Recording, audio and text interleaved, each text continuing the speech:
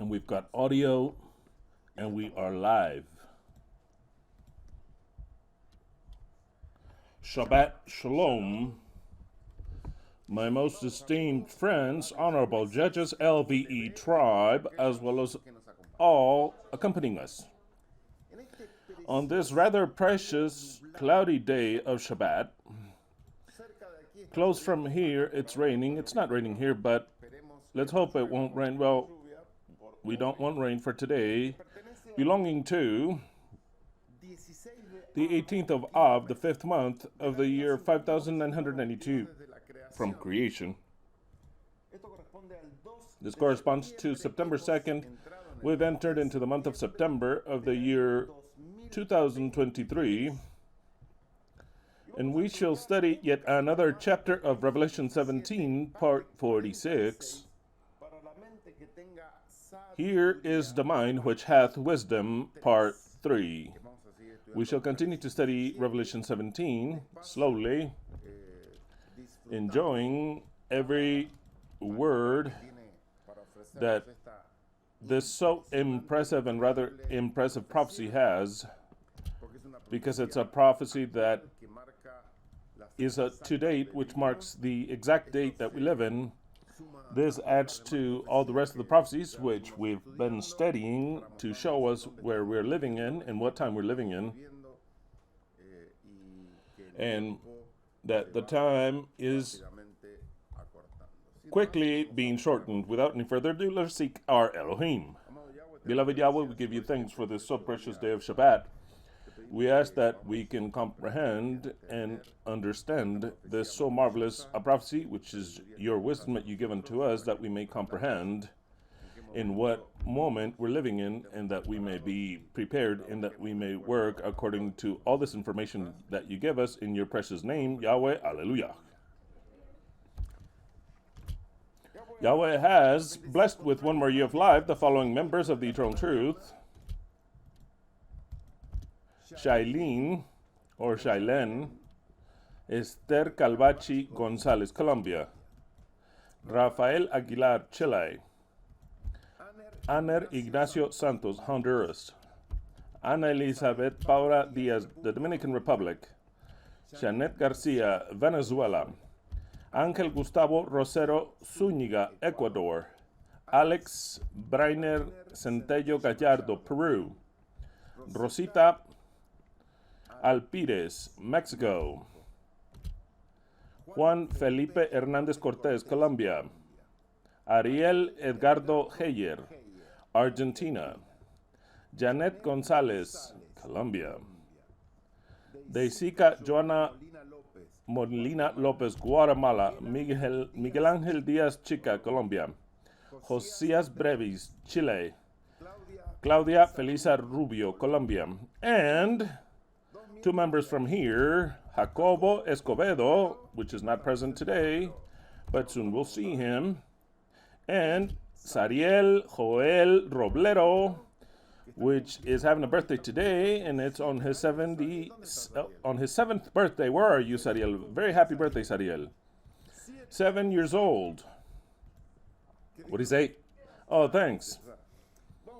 Oh, we're going to eat hamburgers. That's why we don't want any rain. We have to make them outside on the grill. So then we hope that it doesn't rain. So then we shall be celebrating Sariel's birthday, and we send them a great big hug to each and every one of you that I've mentioned. All the greetings from the Eternal Truth, and that in your following birthday, it be under a new government. Very well. I'd like to thank Nila, who sent us a whole bunch of cookies. These is in the representation. It's empty because nothing is left. Brian grabbed it and ate it all. These others here, chocolate ones, which have been disappearing. Thanks, Nila. And also, let's see here, 2 silver chains that are precious. This one, which we believe it's for Leslie. This one here, which has a very pretty adornment. I don't know if it goes there. With spectacular pendants, both of the pendants here. They're kind of like a pomegranate, spectacular, thanks Nila, and another chain, a silver one. I believe it's for me. So then, many thanks, Nila. Spectacular these presents are. The biscuits, which no longer exist, this is just empty here in representation thereof. Many thanks. Very well.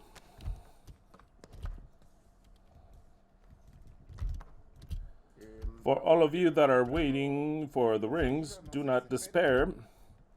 It takes its time because it's an artisan work. It takes its time, and we still have a lot more. Many people are going to have to wait 4 or 5 weeks more because it takes some time.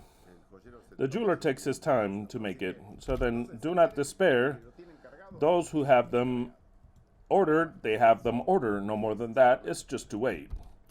He that has to receive his white stone will receive it in one way or another. He'll receive it. Very well. I remind you that we've got a free service, absolutely spectacular, that Angelina is in charge of. It is Angelina's consult of New Germanic Medicine.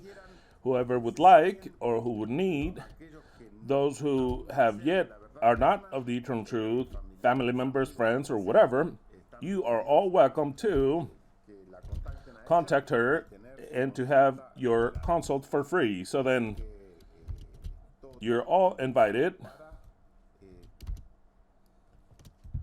to surpass your problems. Let's say it this way.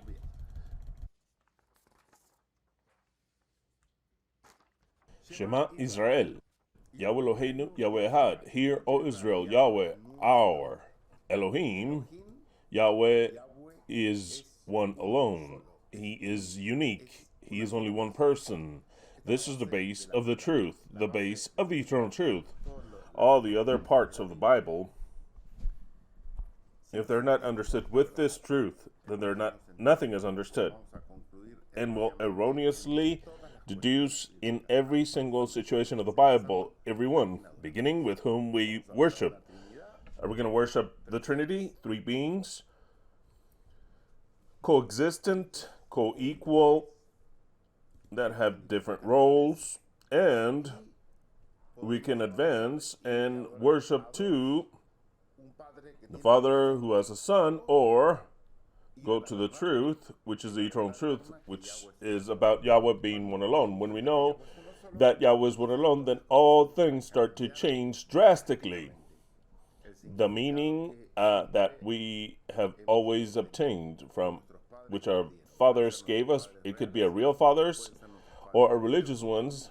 Either way, the entire society will explain the society under the point of view that there is more than one being in the Godhead. So then, you have to understand that is one alone, then everything changes entirely. Yeshua said in John 8:31-32, then Yeshua said, which is Yahweh, in human form, unto the Jews which had believed on him, if ye were to remain in my word,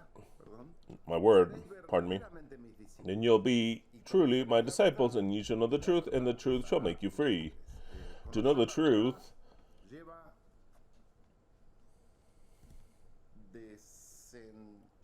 it takes to unveil hidden things, to know things that we had them as truth. This is why this truth is not popular, and it will never be popular until it become the truth given in the whole world. But in the meantime, it's not popular at all. That is why we are very few. And I don't want us to get to any other level until we get to another level in which things will start to change. Proverbs 25:2, it says, the glory of Elohim is to conceal the word. That is the glory of Elohim.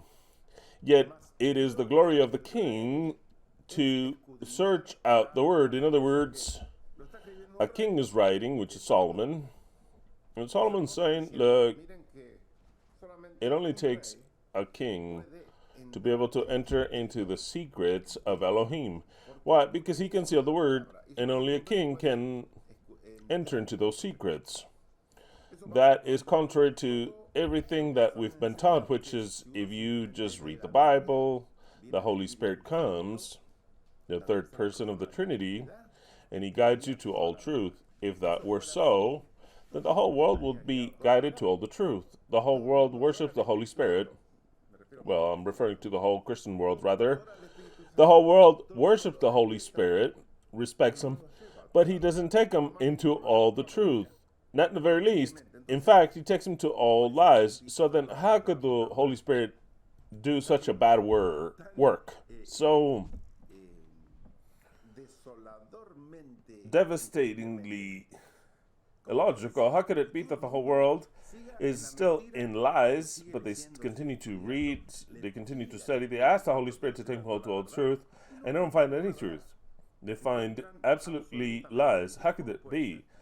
Because the basic principle is not understood, neither who the Holy Spirit is, nor who the Godhead is, nor how many people the Godhead composes of. So there's no way to get to the truth unless you start with the base of the eternal truth, which is YHWH Ekhad, one alone. Very well. Today we've got here Mr. Shark, who also wanted to wear the crown. They're all kings here. And it's in the representation of Malachi 2:17, which is when the men that believe in Yahweh demand of Yahweh by asking, what's going on with you? We see that only you do good to those who are evil. You have wearied Yahweh with your words. And you say, in what have we wearied him? In that you say, whomever doth evil pleaseth Yahweh, and in such he delighteth. Or else, where is the Elohim of justice? It is a popular claim, where is the Elohim of justice? And the answer to the Elohim of justice, where is he? The Elohim of justice sends his angel. That is precisely in Malachi chapter 3. The answer. Very well. The invitational text that we have not changed, because that is the name of the series, this is for the mind that hath wisdom. Wisdom is something very special. One could have intelligence and not wisdom. Wisdom that we're about to study in another series, which is wisdom. Wisdom starts off with the biblical premise that says the beginning of truth, the very principle of truth, is the fear of Yahweh. People think that the fear of Yahweh is to be terrified of Yahweh, to be fearful of that being, and at some point they are right, because it does expand towards so many things. It's not just the fear of Yahweh that is all that we teach, that which is to know, which is to understand his plans, which is to understand that he's one alone. No. If we start with the basic part of what the text says, the fear of Yahweh is rather to start with a respect to which we could add fear. For what reason? The text starts off this way. It's only one part of the explanation, but they are right in that you have to fear Yahweh, to fear in the sense of fear. Why? Simply because he's more powerful than us. I see a lion and I fear him. I could have certain elements, weapons to defend myself, and that no, I am afraid of him. Because he has more strong than me. If I see a bear on the loose, I'm going to fear him. I'm going to act to defend myself, but the fear will be there. If I don't fear him, I'm more than lost. The most probable thing is that the chance is that he'll defeat me because I don't fear him, so then I don't do anything in defense. In other words, fear is very important. When I utilize any type of tool, electrical tool, or a power tool to cut wood or whatever, I fear it. That fear, the word is not well said. We could use the word respect, but it's still fear. Fear of what? Fear that if I do something stupid, it could cut a finger off, a hand, or it could kill me. So then I want to use a machine. I know that it's dangerous. If it's something to cut, it has something that is cutting there, and I'm cutting material. The least thing that I want for it to do is to cut me. So then when I fear the machine, it makes me have precautions, and the necessary precautions so that it won't cut me. So then that is the principle of wisdom, and in the very same case of fear. You have to fear Yahweh. Yes, we know that he's the most powerful being that exists, period. There's no one else more powerful. If he if he snaps, then we would not exist anymore. Since we know that he's super powerful, so then the principle of wisdom is to know that he's powerful. And by knowing that he's powerful and that he can hurt me, then I fear him. Now, that fear starts to become respect. And then it starts to become love directly. But always love has fear, believe it or not. Even if the contrary of love is fear that I've explained is not hate, but you have to go hand in hand, the opposite poles. So then, every time you are in front of a person that's more powerful than you, the most wise, the principle of wisdom is to fear him. And based in fear, you will act more correctly. If I were to find at some point in time, let's say I run into the president, our president, the Ancient of Days that we have now, you think that I should act like if he was just any common person, or should I act like a person that has a lot more power than I do? In the moment in which I know that he has a lot more power than I do, then what is called fear starts to act, which is wisdom, and to know how to act with him, to know how to present myself with him, no matter what I want to tell him with the respect that the guy deserves. That is something that we should understand. If a police officer stops us, the guy is a lot more powerful than us because he has an office which the government gave him upon the civilians. Yeah, he's there to protect and protect and serve, but the power is still there. In the power, we should always fear it. That is the best way to act. The principle of how to act with a police officer is to fear him. It's not to speak to him just like you speak to your brother, your buddy. Hey, what's going on? No, not like that. If a police officer stops him, you get down, and if it's day, good day, sir. What you would not call anyone else of your neighbors, sir. Why? Because he has an office that is a lot more powerful, and he has a weapon that he could kill you with it, because he saw you as suspicious. So then it would be stupid in our part, not wise, to treat him like any common person. Hey, you idiot, why did you stop me? No matter if you're right or not, that doesn't matter. That doesn't matter. You can discuss that at an adequate level, but the level of power has to make you fear, and by having fear, you speak to him with absolute respect. Good day, sir. And then you listen. He'll say, do you have this, and that? You won't argue anything. Why? Because you're wise.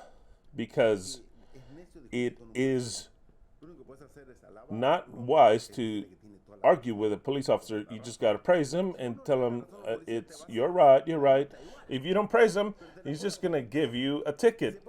And things could get even worse. If you don't tell him that he's right, there's a chance for him not to give you the ticket because you treated him with respect, and not that he expects that we have to have him, but we should have that respect with him. We lose that. we're not wise. If we lose that, we're not wise. That is the very same principle of wisdom. Very same principle of wisdom. The fear, I'm going to say not of Yahweh, but the fear of Elohim. And who is Elohim? It is whatever authority above you. That is the principle, makes you wise.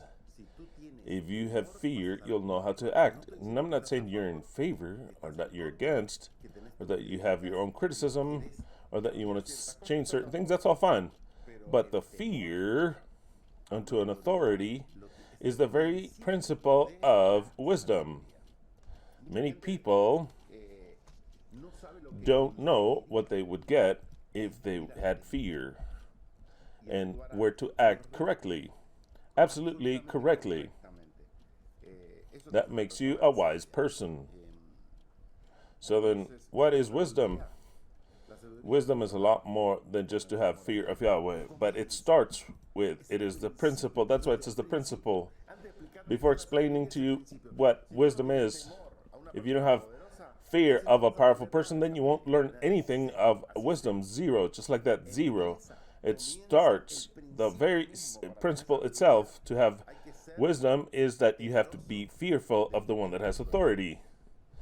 I hope you understood that, the concept. Very well. So then, this is for the mind that hath wisdom. The 7 heads are 7 mountains, upon which the woman sitteth, and are 7 kings. 5 of them have fallen, one is, and the other has yet not come, and when he cometh, it is necessary that he last a short time. Here there's a mystery that is brutal, which places us in that there would be an 8th head, and that when that 8th head would reign, the time would be short. So then, at least the minimum, we're living in a short time. How much is short for the Bible? Short for the Bible, it could have many different answers, but when we combine it with the other prophecies, we notice that short in this aspect means 1 generation. That is what short is, 1 generation. Very well. We'll continue to study Revelation 17. I'll read from the beginning, Revelation 17, 1 and on. Then one of the 7 angels came, which had the 7 cups, and spoke with me, saying, in other words, this prophecy, like I've already said, I'll repeat it again so that it is, my mission here is that you learn this like nothing else and memorize it. Directly, we're speaking about the final period, because one of the 7 angels, which is a symbol, which has the 7 cups, the 7 vials, it's a symbol, the final ones. With that is the end of Babylon. So then in the very end of times, at the end, those which are symbolically in charge of exterminating Babylon comes to speak with John, says, come here, and I shall show you the sentence. Everyone knows this by memory. In order for there to be a sentence, there had to be a previous judgment. Who initiated that judgment? The children of Elohim. Who are the sons and daughters of Elohim? It is the Son of Man that is found in Daniel chapter 7. So then he comes and shows him the sentence against the great whore, the great prostitute, the one that sitteth upon many waters, has dominion of the whole world. And we move on to text number 2. Text number 2, where are you? Text number 2 says, with whom, with this whore, with whom the kings of the earth have committed fornication. Of course, the angel is telling John this. John is not seeing anything. He's receiving news that's oral. And the angel tells him, look, Babylon this great symbolic woman which dominates the whole world has committed fornication or illicit relations with all the kings of the earth. So then what it means is that she dominates them through an illicit relation.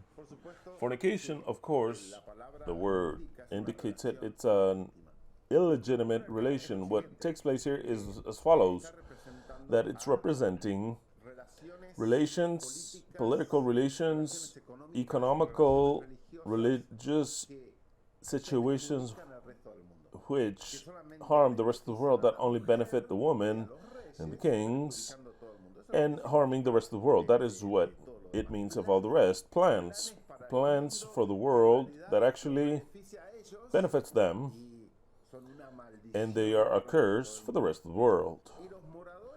And they who dwell upon the earth, in other words, those that have no power,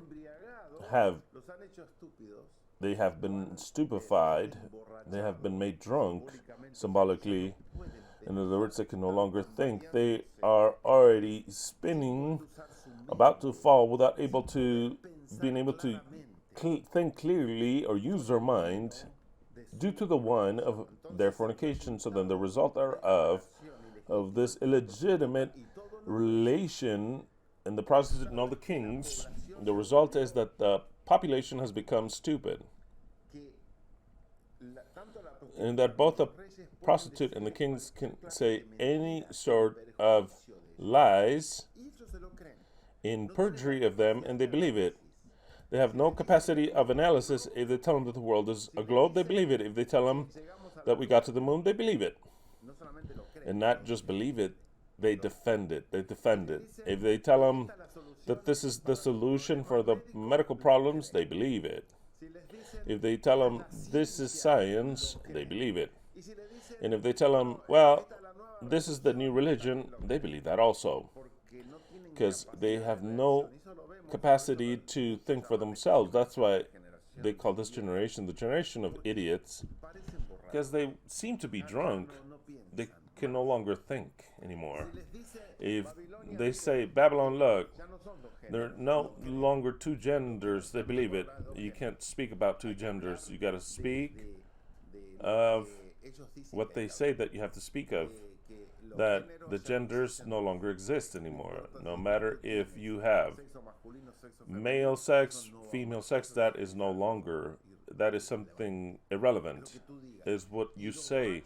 And the drunkards of Babylon, they take that information, they say, yes, exactly, that's what it is, because they are drunk, absolutely drunk.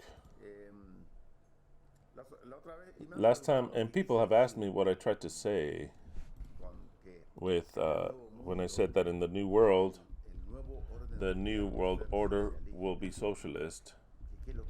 What I tried to say with that, but it's not. Aren't we against socialism, against communism, that we want freedom? Socialism and communism has not been correctly applied. In some instance or other, things were tried to be done best with the citizens, but there's always the human factor of wanting to do away with and to steal and destroy. That is incorporated in human beings. So then, even if there's good intentions, the result in the end of it all will be evil. But when I refer to socialism, which is contrary to all liberalism, where anyone does whatever they please, where there's a lot more regulations, where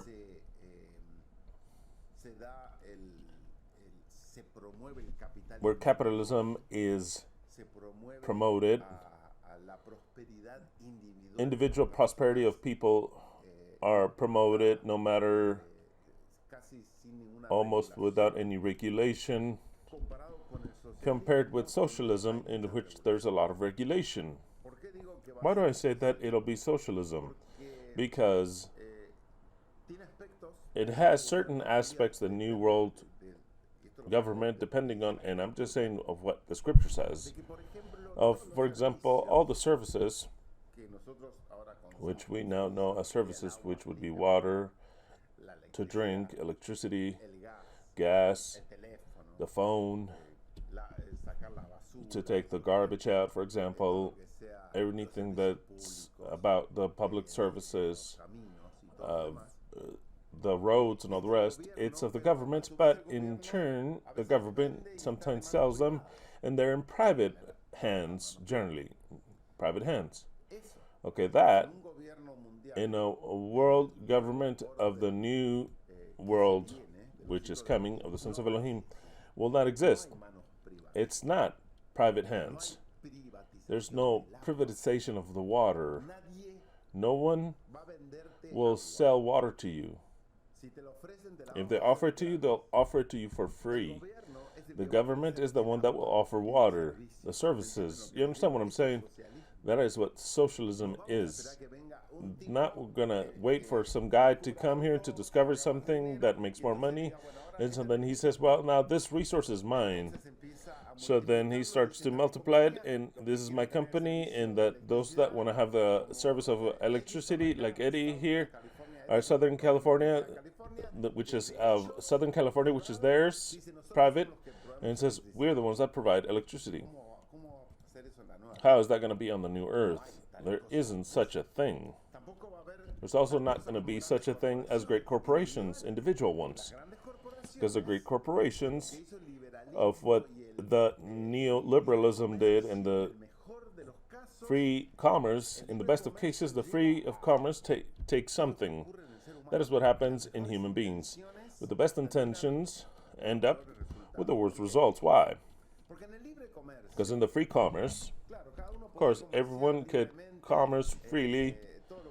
Anything that is capitalism, in the best of senses, without capital, I could work and get my own capital, and with that capital, maybe it'll do well with me, with something that I invented, with a product that I'm inventing, with the necessity that the people have, that precisely I'm producing something, and it starts to fill me with money, so then I get a large capital, and with some that it doesn't do well, they're not doing that well, I'll buy their company, and then I start to grow.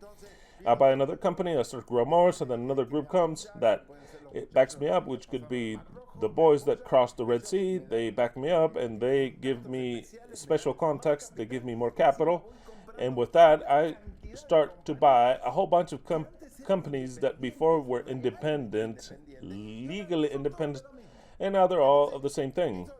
So then that, the worst business, I used to be before this to have a Wall Street, so then every company that wants puts their company on sale. On whose sale? Of the citizens? Yes, that's the way it started. You could buy some actions, and if the company was doing well, the people would benefit, those who had actions, that had stock in that company, or else they would lose their investment too. That's not what happened. What happened was that great octopuses started to buy and buy and buy and buy. So then they own it all. Those are the great merchants that Revelation says. That will not happen ever in the new world. There cannot be a Wall Street where the more woke people can ruin the less woke people. And the more woke, and if they join against the government, when you least expect it, they buy the government and they dominate the government. So then this world is governed by the great corporations that have a lot more money than the governments, that have a lot more money than the countries, and they own it all.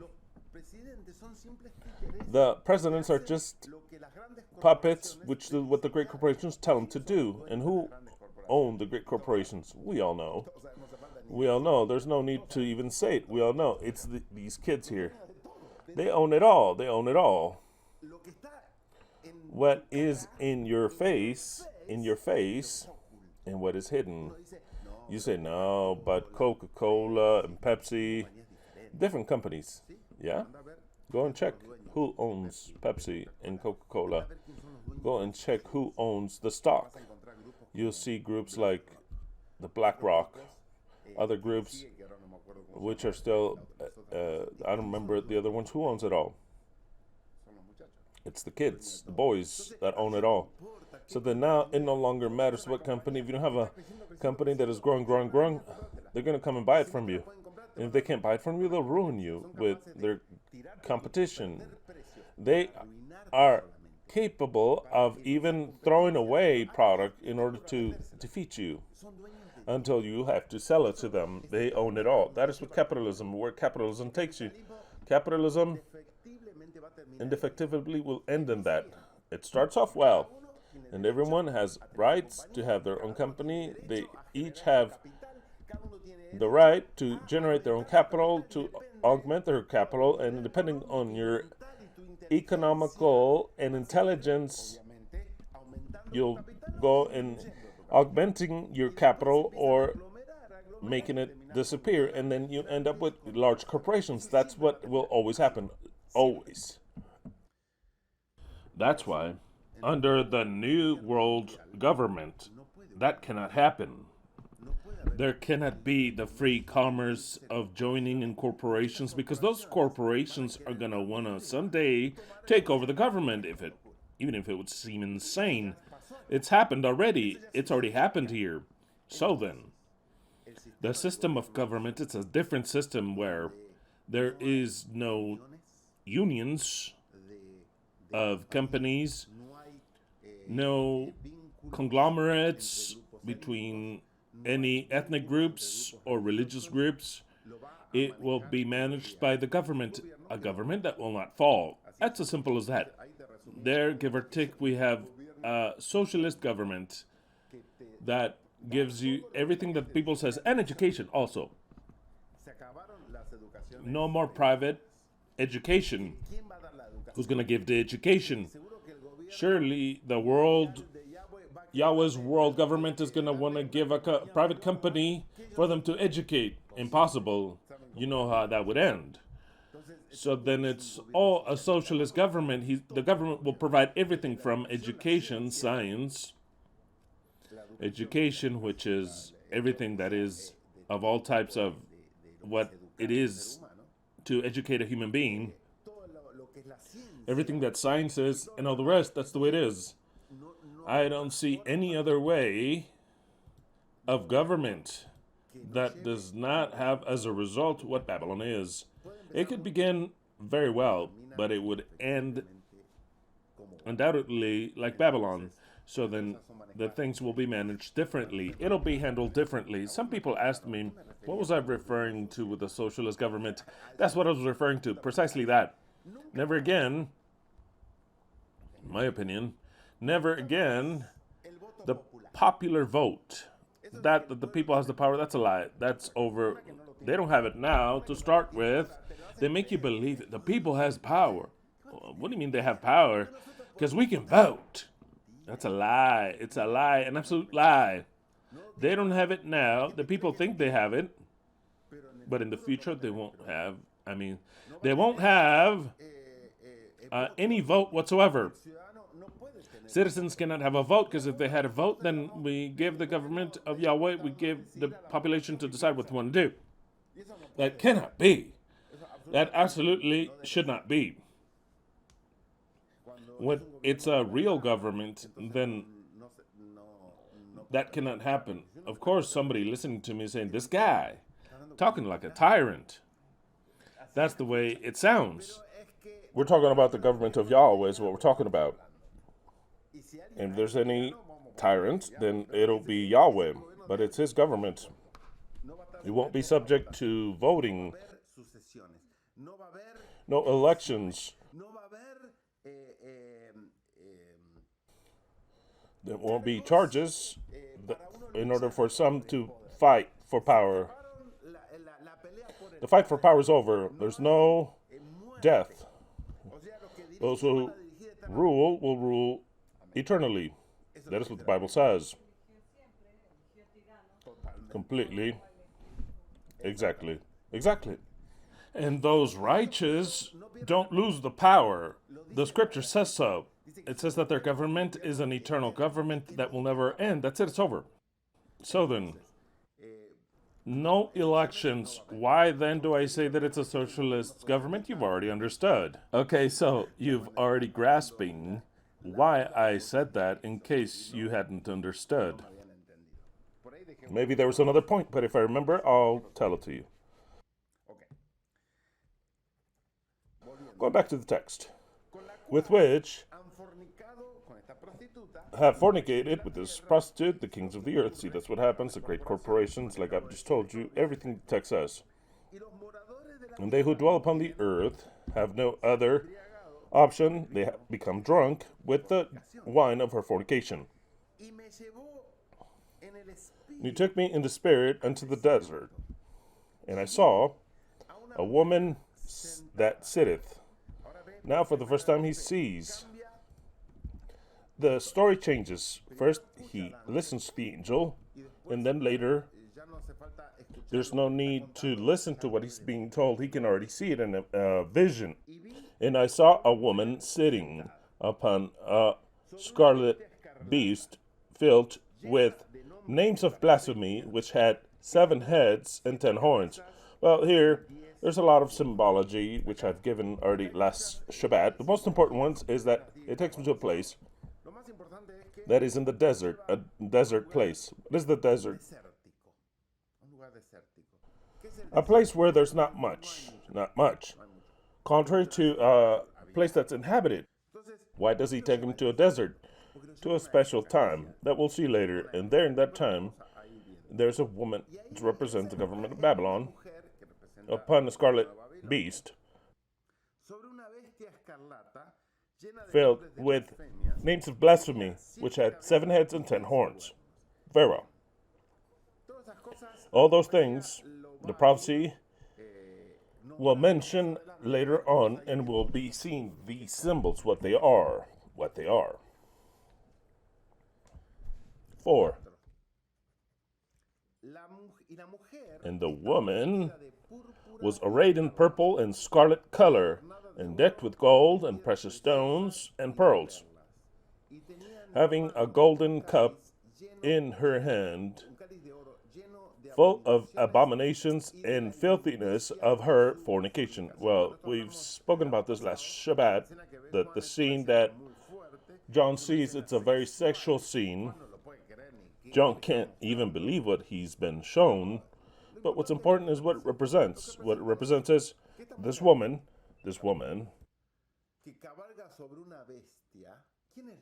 that rides upon a beast. Who's the beast? The beast is Yahweh, but in this case, it's not representing Yahweh, but it's actually representing the actual power, because the woman has to sit upon a power, that real power, which is divided later in 7 heads and 10 horns, is the union of the powers, and that and all, everything is directed by Yahweh. Red could be communist color. It could be different tones that we could add.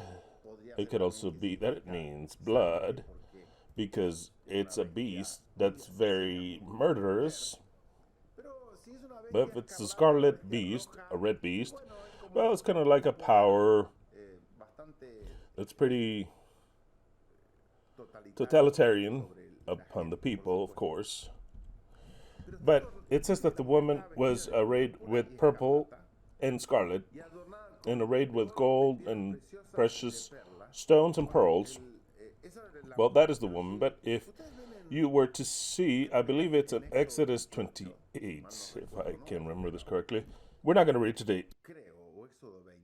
Either that or Exodus 20, it's somewhere or other, speaks about the dresses that the Kohanim would wear, the priests.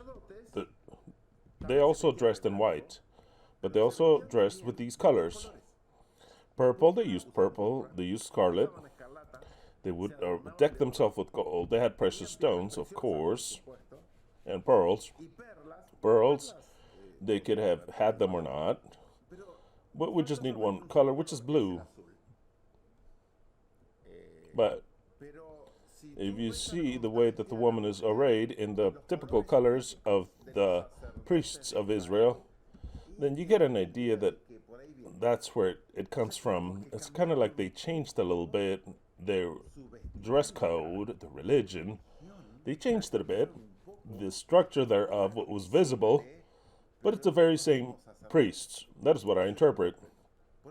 That's why it gives me so much detail, because it calls my attention that every one of these colors and the gold and the precious stones were a part of the priestly robes, but now it's upon a woman, and a woman means many things. Aside from it being Jerusalem, it means a religion, a power.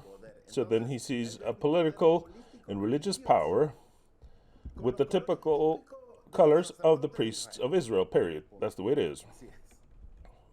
Believe it or not. Though he may see it, John starts to see it. He starts to relate it in some way or another. Well, that's the way she is dressed, and she has in her hand a cup, it says. In her hand she had a cup, a golden cup, filled with abominations and the filthiness of her fornication. That is very interesting, because the woman is the one that takes this political group, religious political group, is the one that takes everything that the men will eat. And what they're going to eat are all the lies. The lies, the science, the religion, the situation, all that, the woman gives them to drink. Who gave them to drink the cup of wine? 19, the woman. It calls my attention, it really calls my attention that this very same prophecy, and that I believe that we'll read next Shabbat, maybe, I don't know. This prophecy that I'll read now is the very same scene, but there's a change. There is a change presented in this way. I'll read it in the Spanish DHH. If we go to Jeremiah chapter 51, I'm not going to read it all today, because I'll do it maybe next week, because it's very good. And it's a part of Revelation 17. We've studied it already, but this is fundamental. Because here you see the prostitute on top of a beast, and they're all symbols, okay? It's almost the very same thing, all conjoined, with the cup that the whole world takes and drinks. And the prostitute has it in her hand. Jeremiah 51:7 reads as follows. Babylon hath been a golden cup in mine hand. In whose hand? In Yahweh's hand. Babylon was in mine hand a golden cup. Very same symbol, a cup of wine. A golden cup. And Babylon in her as a whole was a cup of wine. Babylon hath been a golden cup in the Lord's hand that made all the earth drunken. What is this supposed to do? It makes the whole world drink and get drunk. Now it says, Babylon is actually a cup of gold with which I make all the people of the earth drunk. Who does that job? It's Yahweh. The very same thing that we see in Jeremiah 25 when he tells Jeremiah, look, make her drink. Whether they want to or not, make her drink. Yahweh says they must drink. So then Babylon, Yahweh says, was in mine hand a cup of wine that made the whole world drunken, and the peoples would drink from that wine, and they really went mad. Who provided the wine? Who provided the wine unto the nations is what I'm trying to say. Yahweh. Yahweh is the provider of evil. If you don't understand that, then you have not even gotten to the wisdom of comprehending who Yahweh is. That's what's happened. That's what's happening. But the principle of wisdom is the fear of Yahweh. You could never fear Yahweh if you see him as a being that only does good. Yahweh is the being that causes the worst evil of them all. In fact, he invented evil. He imposed evil. He is the king of lies and the king of truth. If you don't understand that, then you cannot have wisdom. It's impossible, because you don't fear him. It's his kingdom from the point that he created it. Exactly. Since the world placed them in darkness. Exactly. This is his kingdom. It's kind of like the about the law that I was listening to yesterday. It says, without pain, You cannot be happy without pain.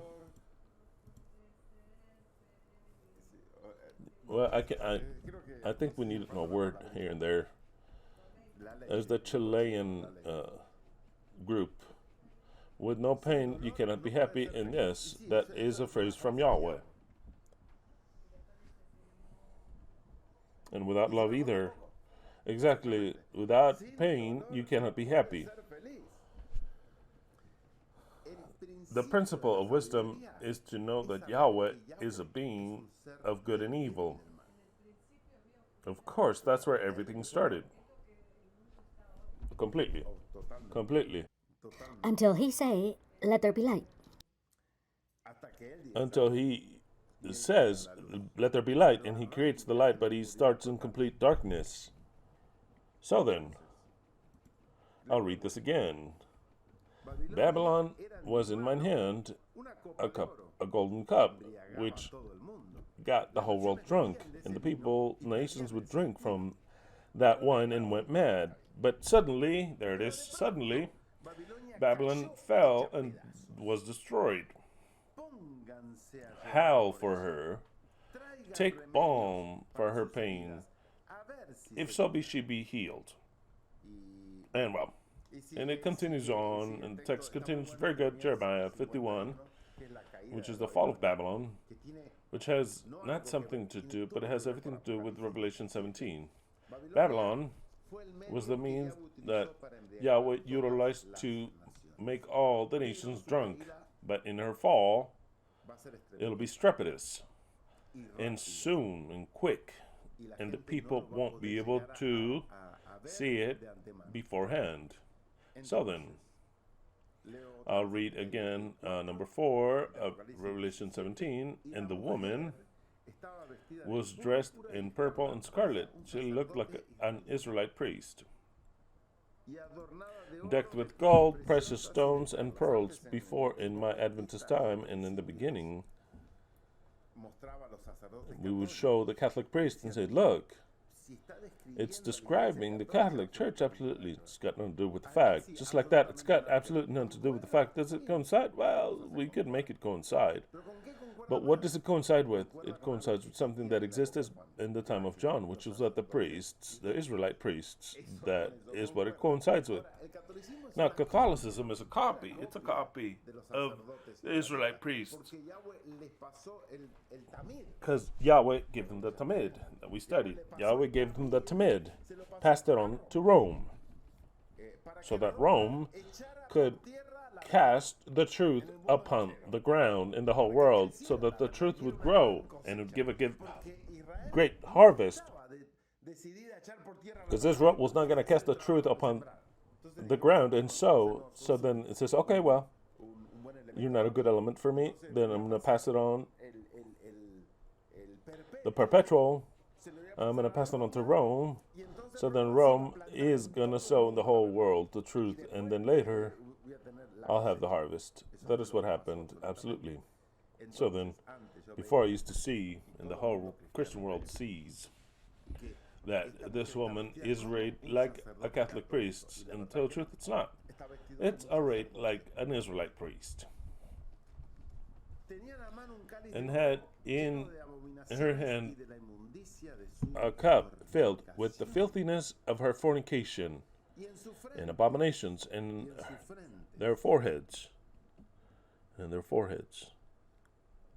Oh, in her forehead. I was reading a different text by memory. Let's read the other text. Let's go to Revelation 18, compared with what I just read. In Revelation 18, in a description of Babylon, Revelation 18, 16 through 18, in the Jerusalem 2001. It reads as follows, Revelation 18, 16 through 18. Alas, the great city. Who is the great city? But of course, Jerusalem, Babylon. Alas, alas, the great city that was clothed in fine linen. There it is. When you say linen, just linen, it's talking about white. So then it's a city dressed in white. Like a priest, just like that, just like that.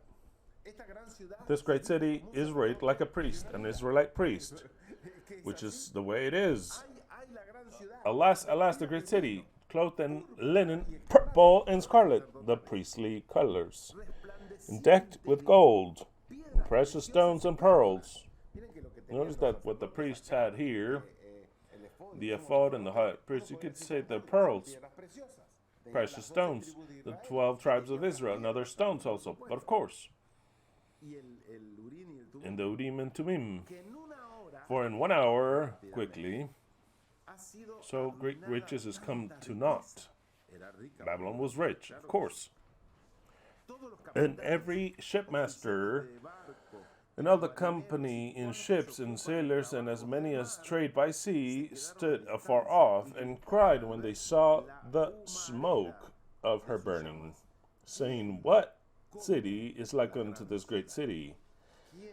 What is like unto this Babylon kingdom? When Babylon fall, then all the merchants will fall.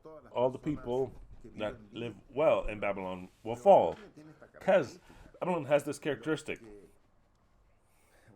Well, I'm going to speak. Maybe some of you won't understand. They're going to say no. They're going to say no, it isn't so. But I'm going to tell you. In Babylon, which is the whole world, those that want to see, those that want to live well, they're going to live well. Not saying that in superabundance of money, but they'll live well.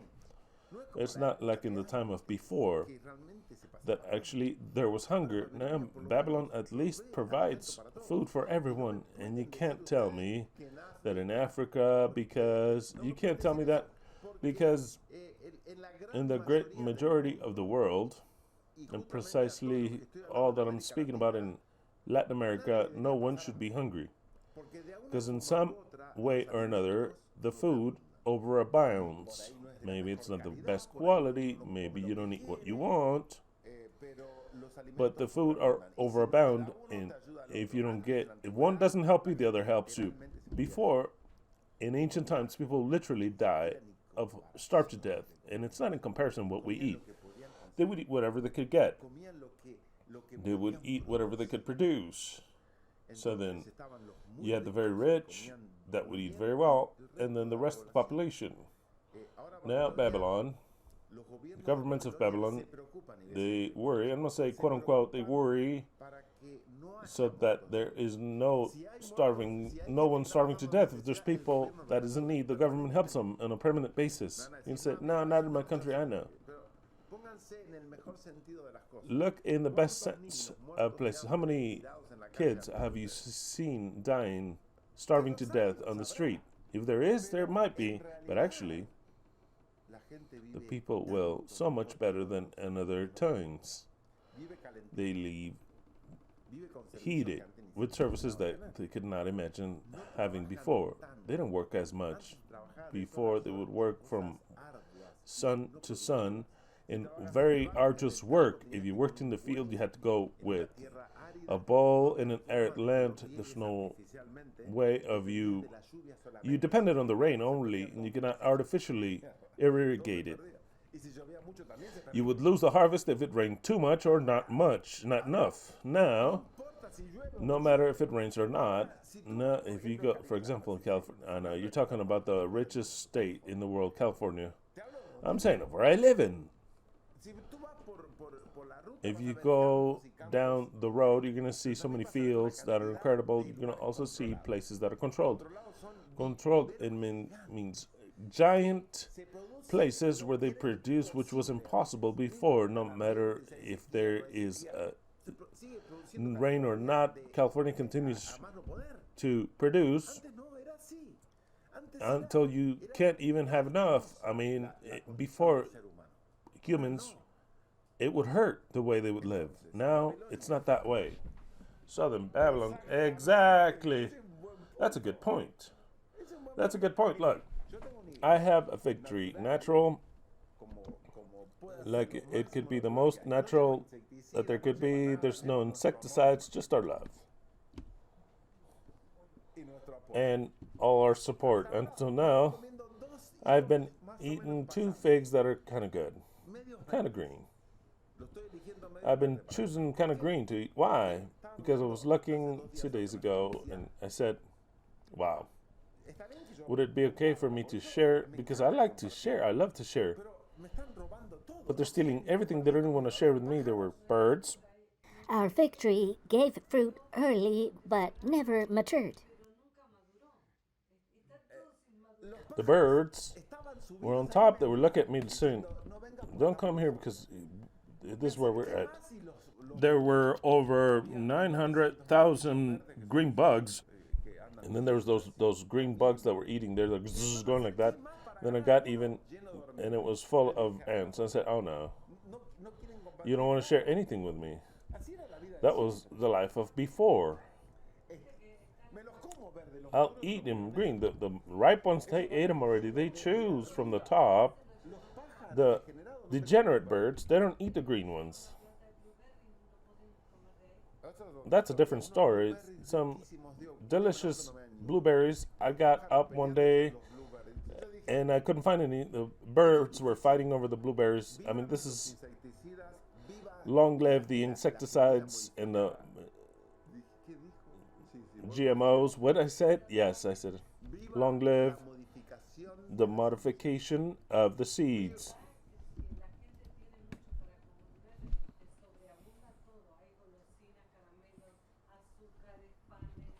Absolutely everything.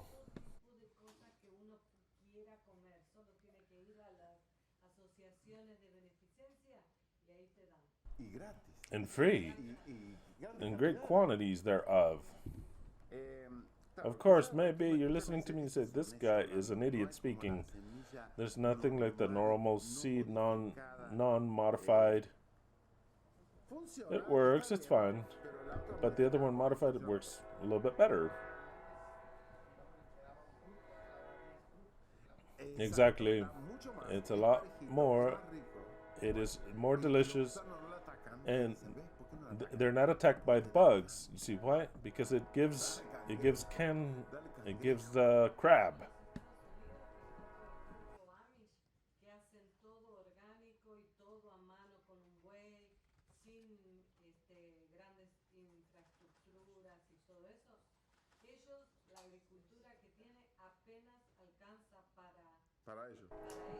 For them. And they work like donkeys, and they don't cooperate for the world. Obviously,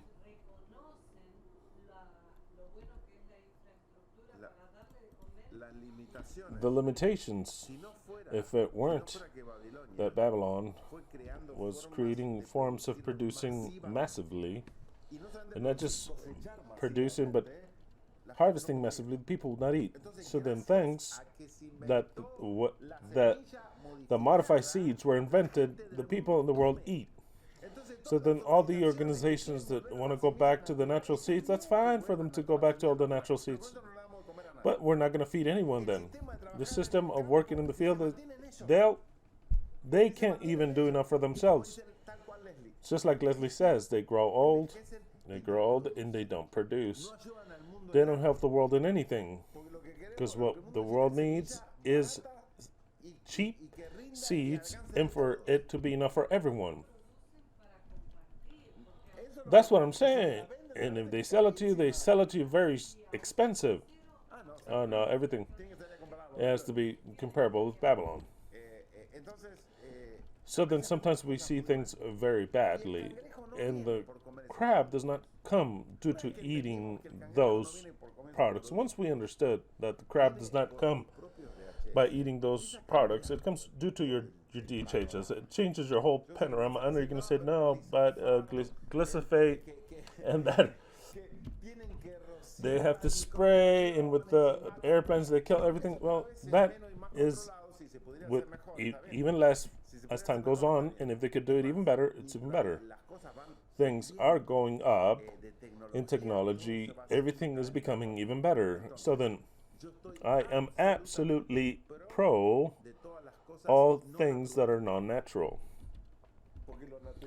Because what's natural doesn't take us anywhere. Just like that, doesn't take us anywhere. Doesn't feed the world. If right now all the new technologies, look, the world would starve to death. They would literally starve to death. No, we would be the first ones if the ones that produce mine. Exactly.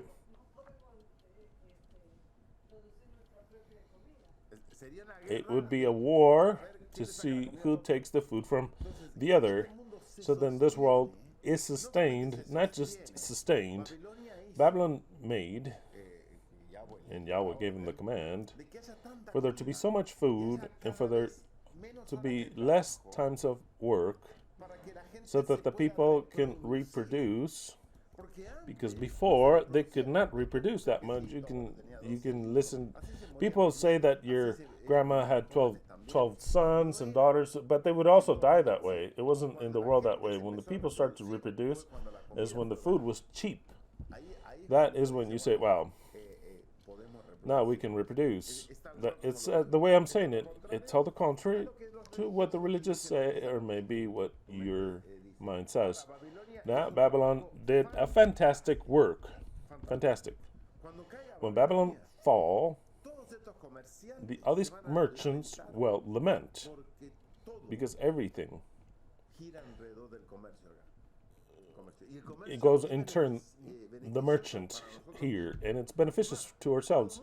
In fact, we have many things to learn from Babylon. In fact, if we think the way we think is because we were brought up in Babylon and not in Israel and not in the field, just like that. It's as incredible as that. Don't believe that Yahweh had Babylon govern because he hated humanity. No, because he loved humanity. So then the best government that in the end of it all the world had, it was not the government of the priests of Israel, mind you. The best government that the world has had is called Babylon.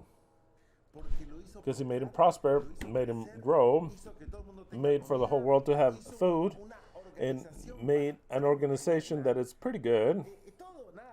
Even that and all, nothing works well, of course, but anything that is about justice, anything that has to do with the properties and also the security, they're pretty well organized. If you were to live, I don't know, 500 years ago, your security was what it would last in one day, nothing else. You didn't have any security that the government, no. Your life was worthless. If the king wanted to kill you, he'd kill him. That's it, it's over. What were you going to do? That was 1,000 years ago, 2,000 years ago. In fact, Yeshua came, they crucified him. Who does any justice for anyone? Just like that. Stephen got stoned to death. Well, in this society, it's not very well seen. In fact, I'll move on in saying the benefits of Babylon. I'll move on, of course. Women have always been abused, struck and mistreated, and trampled upon, undervalued, insulted, struck, raped in every aspect. She didn't have any rights, starting with the Torah. Tell me how many women could enter into the temple. I don't have to say anything else. Absolutely nothing else. Women didn't have the right to enter into the temple. The women didn't have the right to be witnesses. The people were a zero to the left. Babylon is the one that gave them the right to women. Whether we like it or not, whether it's a Jewish movement, and everything that I know about feminism, that is what it made a change in society that's brutal. A change in attitude that has never been seen. Before, the husband could beat his wife legally. He could say anything. No one, absolutely no one. Only for men. Only for men. Thou shalt not covet the wife of thy neighbor. What about we women? If we covet, no, you're garbage. You don't exist. They don't even get to be in the commandments. That's it. It's over. Because it says, thou shalt not covet the woman of thy neighbor, nor the donkey, they're comparable with the donkey, nor the house, nor the beast, nor anything that he may have. And if I'm a woman, I look at that now, waking up, thanks to Babylon, waking up to that and say, but hold on, Yahweh.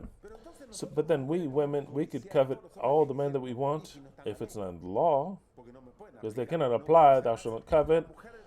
The woman the woman of thy neighbor. It doesn't say woman, just in case. I'm going to read it because maybe I said something stupid. If I said something stupid, then we'll change.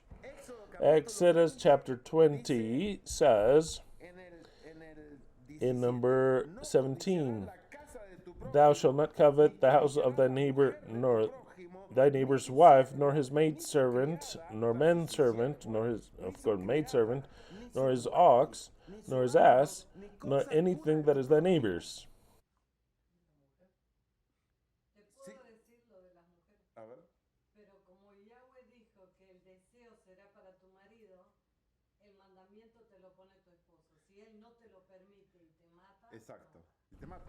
Exactly, and kills you. That's it, it's over. And the text continues, women, thou shalt not covet your neighbor's husband. It says it. Thou shalt not covet anything. No, it doesn't say that. It doesn't say that. So then I was right. If I were a woman, it was to insult Yahweh and say, what a son of a bitch. Not even, you took us into account in your laws. Your laws are for men. If I as a woman covet my neighbor's husband and lay with him, tell me what law did I sin? It says thou shalt not fornicate or not, thou shalt not adulter. It's very generalized. Thou shalt not adulter is very generalized. And since it's all said towards men, it doesn't speak towards me. It's not talking to me. It's not applied. Now there are texts for women that says that if a woman lays with a beast, you have to kill the animal and her.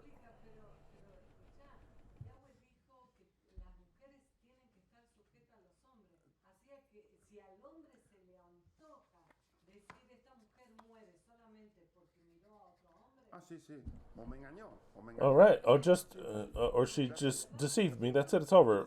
If she cheated on me, and when the woman is already, if you're sick of her, I'll look for another one or add another one.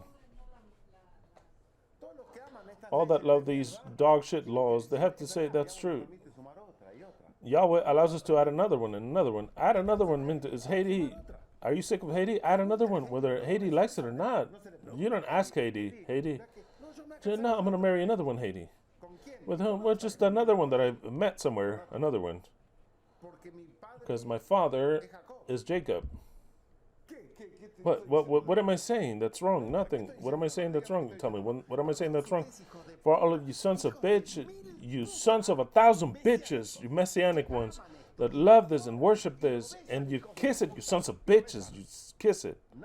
No one can say, all the messianic members that love this dog shit can go and look for another woman and bring all the women and their woman. If he says something, you just tie her down and punish her, all the messianic.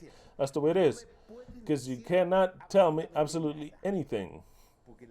Because the law allows it. Because this law is machista. Women, if they find a husband fighting with another, if the wife of some guy finds her husband fighting with another, and in the defense she grabs the testicles, you have to kill that woman. Oh yeah. She cannot even fight with an aggressor of her husband. The testicles of another man are worth more than a woman. If I were a woman, I'd be more upset than I am. So then who gave the sense to women? Who gave it? Don't look for a fucking government in all of history. I'm going to say who gave sense to women. Babylon did. Babylon gave sense to women. When I speak to you, I want you to open your mind. We're talking about the best government of all history, of all time, of this whole fucking world of 6,000 years, the best government in history called Babylon. Period. And it's to applaud them, to stand up and applaud them, no matter if they're thieves, no matter if best thing there was. In fact, thanks to Babylon, you're listening to me live wherever the fuck you live. Right there, you're listening to me live. This was not thanks to the previous governments, mind you. Exactly. Right there. You're listening to me from there, thanks to Babylon. So then, Babylon played a role that was ultimate in the time of Babylon, the one that was going to redeem the woman, that one that was really going to give any sense to humanity, which never had before. Babylon also, you know what Babylon taught? That religions don't exist, actually. That's what Babylon taught. To not be so religious, for you not to risk everything for a religion and be a fanatic. They said, God, yeah, but God doesn't really exist. Even if it's a fake science, it would take your mind out a little bit from the danger of being a religious fanatic and to do everything that God tells you, like Abraham. Without any logic, it says kill your son or daughter, and you go and kill him. There's no logic there. There's no discussion. Nothing. Did you consult it with my wife? No, my wife is a 0 to the left. I'm not going to tell her. I don't have to tell her where I'm going. It says, Sarah, Abraham, you're going to go. I don't have to tell you shit, Sarah. So shut your mouth, sit there. Because he left without telling her. That's how things were done. That's how things were always done. How many women disciples did Yeshua have? Yeah, because he had some companions. We could say Maria Magdalene, Martha, the other Mary, his mom, and blah, blah, blah. And that's it. Stop counting. He chose them as disciples. I have 12 disciples, but I'm going to look for 12 girls also. 12 disciples. No. Not even disciples, nothing. Not even as female disciples, nothing. Men only. Men only. In the last scene, how many girls were there? The script doesn't say it, but apparently there was none. At least in that of Leonardo da Vinci, there was none. Put in there on the Last Supper, they were all like that. It says, okay, for the picture. Oh, no, of course. At least a prostitute. Minimum. Because you have to crush women. Women are all prostitutes. For the Bible. They're all prostitutes, and men are all pure and holy. There's nothing, the other idiot comes along. Well, I don't want to call him an idiot, but in his mind of that time, Solomon says, look, here or was it David? No, it was Solomon or David. It was Solomon, right? That says that he saw many men. They're just valuable men, but women, not 1 in 10,000. He never saw one, never ever. And since he tasted already the flavors of life, he says, I never ever enjoyed something in a relationship so much, never ever, like the one that I had with my friend Jonathan. That was David. Okay, well, the father said that the relation with Jonathan, or how does it, Jonathan, right? Jonathan. The relationship with Jonathan was the sweetest one that no other woman could ever give him. That's it. You'll say, if you were a woman, you'd say, what? No. The honey that Jonathan gave me, that's what David says. Nothing. I never enjoyed anything with them in comparison to with my friend, with Jonathan. Brutal. That's the way it is. They could, but we know from what side he is, without any doubt about it. Of course. Exactly.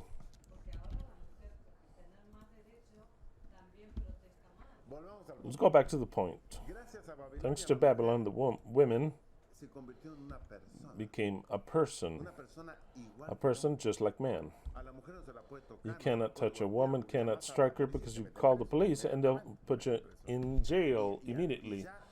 And already it's like reverting that the women now can accuse you of things that you didn't do, and they'll listen to the woman, mind you. You have to prove that you didn't do anything because or else you're fucked. But that's not so bad.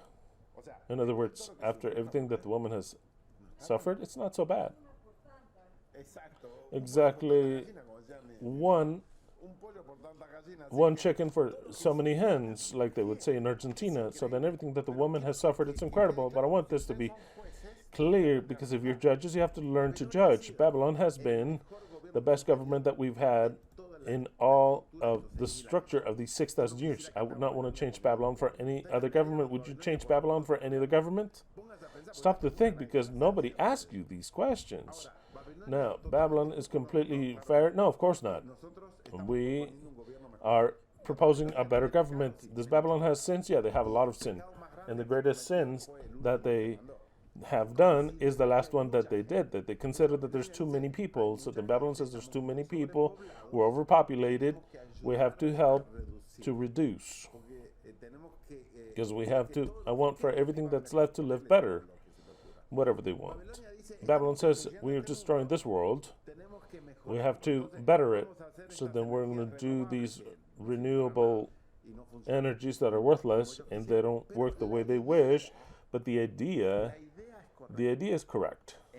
Instead of generating something else, let's get clean energy. The idea is correct.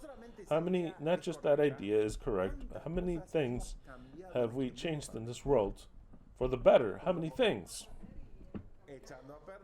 And ruining, exactly.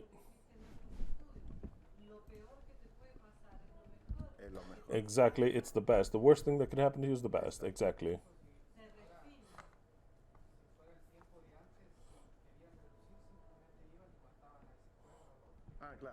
Oh yeah, that's would be reduced by force quickly.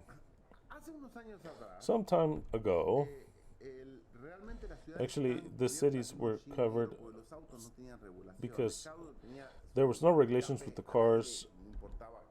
It could care less how much smoke they could go into the air. Without the regulations that the government started to ask for them to do the spot checks, it would smell awful. And it was, if it was a bus in front of you, I mean, no one would say anything. That's how they worked. And so they stopped to cleanse. When they started to cleanse due to regulations, then the air started to get better. That's thanks to whom? Thanks to Babylon. Thanks to Babylon. When I go over into Mexico, which has been a long time that I haven't gone over there, I look at the constructions there is. There's good constructions. That is, if they have the American system. If it's the Mexican system, it's coming. They still build above and next without any regulation. If you want to build a house and never fix it, then you just paint it over just like that, and that's the way it is.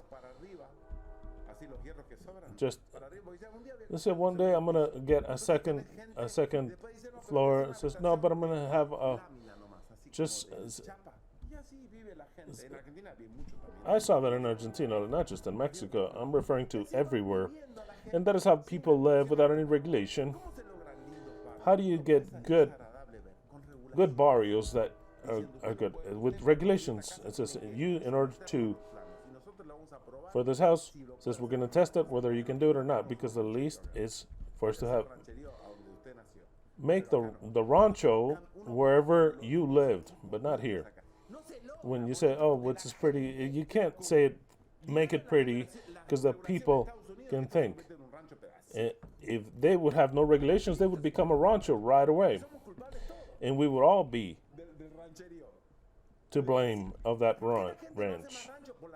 Why do people not make any more ranches? Because of the regulations. So then when you have a government that regulates so many things, this is I wish I wanted to do, it's worthless. That is the order. And just imagine a new earth if everybody would do whatever they want. Because everybody does whatever they want.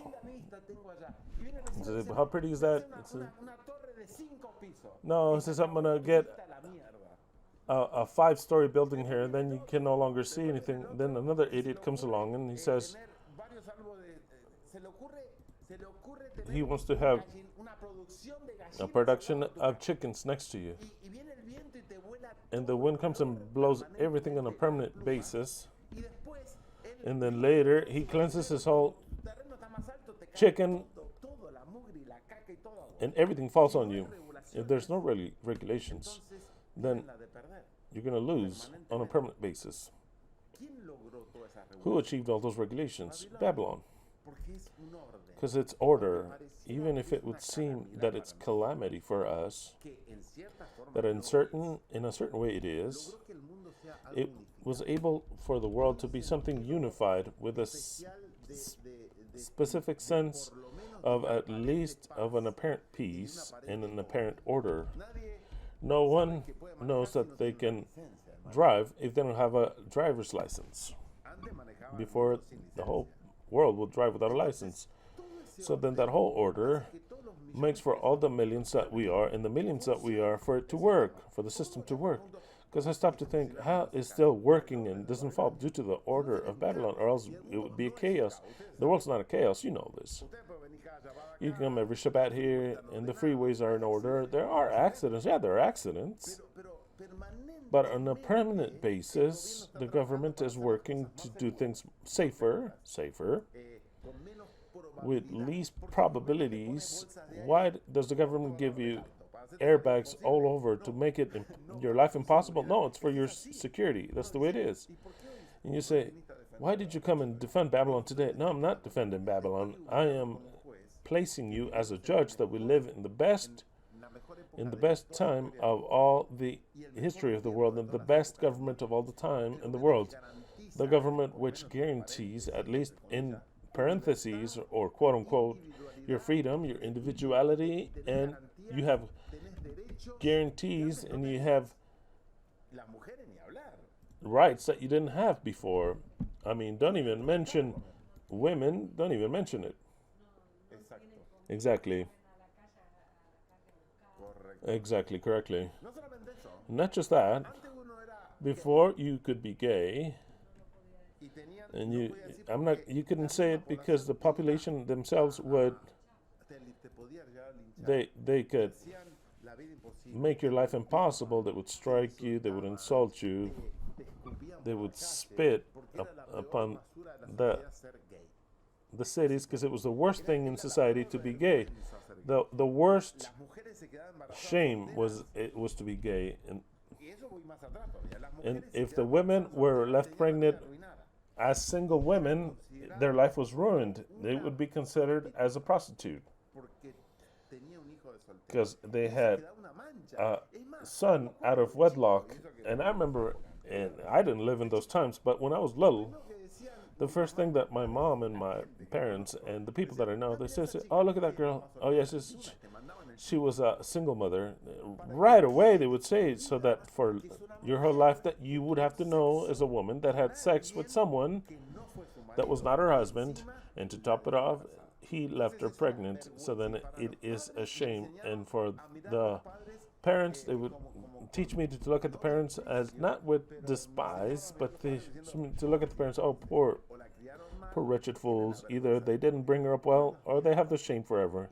You would look at them like that. And if they had a homosexual son, oh man, they didn't even know. They would not know where to hide.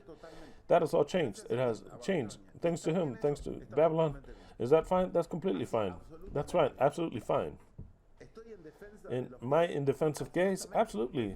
I am in defense of gays. Why? Because everyone can do of their ass a vase, like my grandma would say. And that's it. It's over. That's the way it is. Anyone can do whatever. Absolutely. No, but the Torah says, yeah, the very same Torah that says anything that you wanted to make it say, it also says that man could marry many times. So then if you either you quote it all or don't quote any of theirs, either quote it all or shut your ass. Just like that, either you quote everything, you Messianic or Adventist or whatever bitch that bore you, or don't quote anything, because the sin does not exist anymore. When Yahweh came, he did away with that law. If he had not done away with it, then we would all be under that law, not under the law that you want, not under the 10 Commandments and we separate the rest. No, no, under everything. Either you annul that whole Constitution or you don't annul anything. It's not pick and choose. It's pick and choose, right? It's not choose and whatever you want. No, no, no. Either it's everything or it's nothing. And I don't choose anything. Nothing was left. I don't choose it. I read it and I see nothing was left. The end of the law is Yeshua, but that's the complete end of it. The end of it. Complete end of it. Because the law came up until the prophets. Then came the grace and the truth, which means that this has no grace. And I'm talking about the laws, not about the history of the prophecies, but the laws has no grace or truth, nor grace or truth. So then, am I here to condemn the homosexuals? Absolutely not. I care less what they do, not in the very least. Not in the very least. Could they have certain DHS? That would be another problem, but to condemn them, to shun them, to make them any less, or insult them, not in the very least. Babylon even gained in me that I was brought up with the mind of hating them.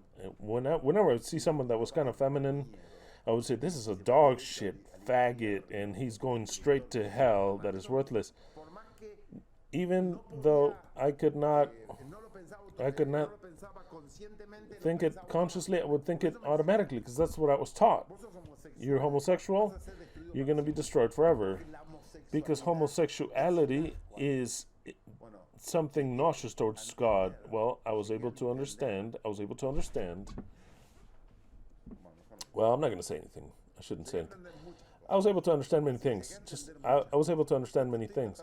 What I'm trying to say is that I was able to understand that what you have to abhor is the law. It's the law. Because who is God to say, I hate homosexuality, but he invented it and created it. Look, he invented it and created it. And he placed in man things that if he went that way, he would enjoy them. She just not add anything and say, no, this is impossible. No. He added a lot of inclination towards the other side. In fact, all the religions is gay-like, the whole religion. Because if a woman, you cannot have any women enter, then it's all gay. The sanctuary is gay. It's all because it's all a gay feast. Obviously, who has ever said that ever? No one. I'm the only one. So then the Torah, with their gay religion and everything, it's gay in essence. God would not accept anyone that was only gay, that was only masculine. Or have you ever heard of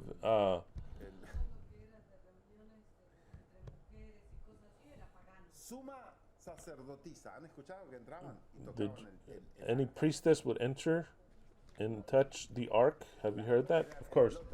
That was in the other temple, in the pagan places, or the witches. And then Yahweh says, just to finish fucking it up, prophetically speaking, so that it's well understood, I'm going to do the last one. I'm going to represent it with a woman, a prostitute. That's the way it is, you see? A prostitute. But actually, that prostitute represents his whole religion and people. But of course, evidently. So then, the Jewish religion was a religion of gays. Did you know that up until today, in the yeshivas and in the places of study of the Torah, women cannot enter. Only those men, they hug each other, they jump, and they dance together. The men. All day alone. They alone entertain themselves. They bathe themselves. They do mitzvah amongst themselves. One cleanses the other. That's the way with these guys but there's no women there. It's a club for men. You'll say, Pretty gay. 100% gay. Because a normal guy wants to see women. He has to see women. Oh, no, no, no. This is just men. We're all exactly like the Greek. And they were all men. They were all public now. And they were all gay, we know now. But the same thing happened in the synagogues. The religion of Yahweh was gay. That's why he hated women so much. Male gay, right?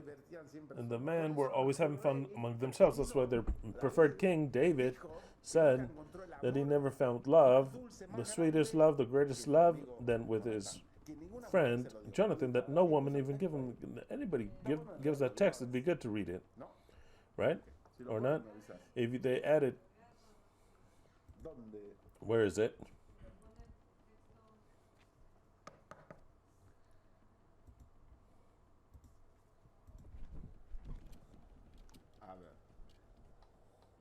¿Cómo se divierten ustedes con los poquitos que van quedando?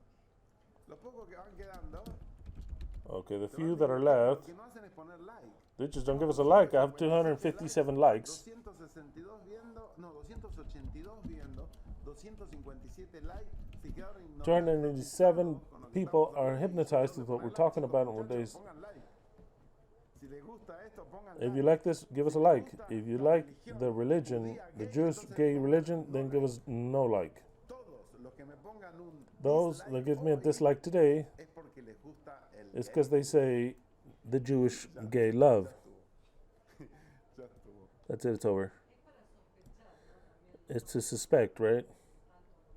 Exacto.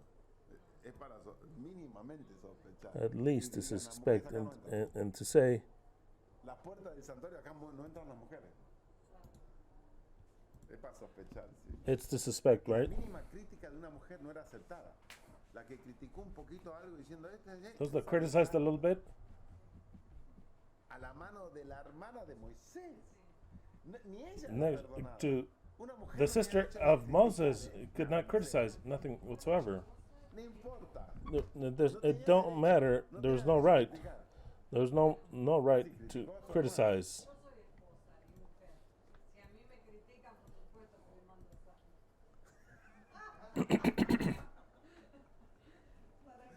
Por un rato, por lo... Just for a little bit. Es segunda de Samuel 1:25. Vamos a leer. Let's read it. Segundo libro de Samuel. Second book of Samuel. A ver qué dice nuestro estimado rey. Let's see what our most esteemed king says. Segundo libro de Samuel. Second book of Samuel 1, 1 1, 1 1.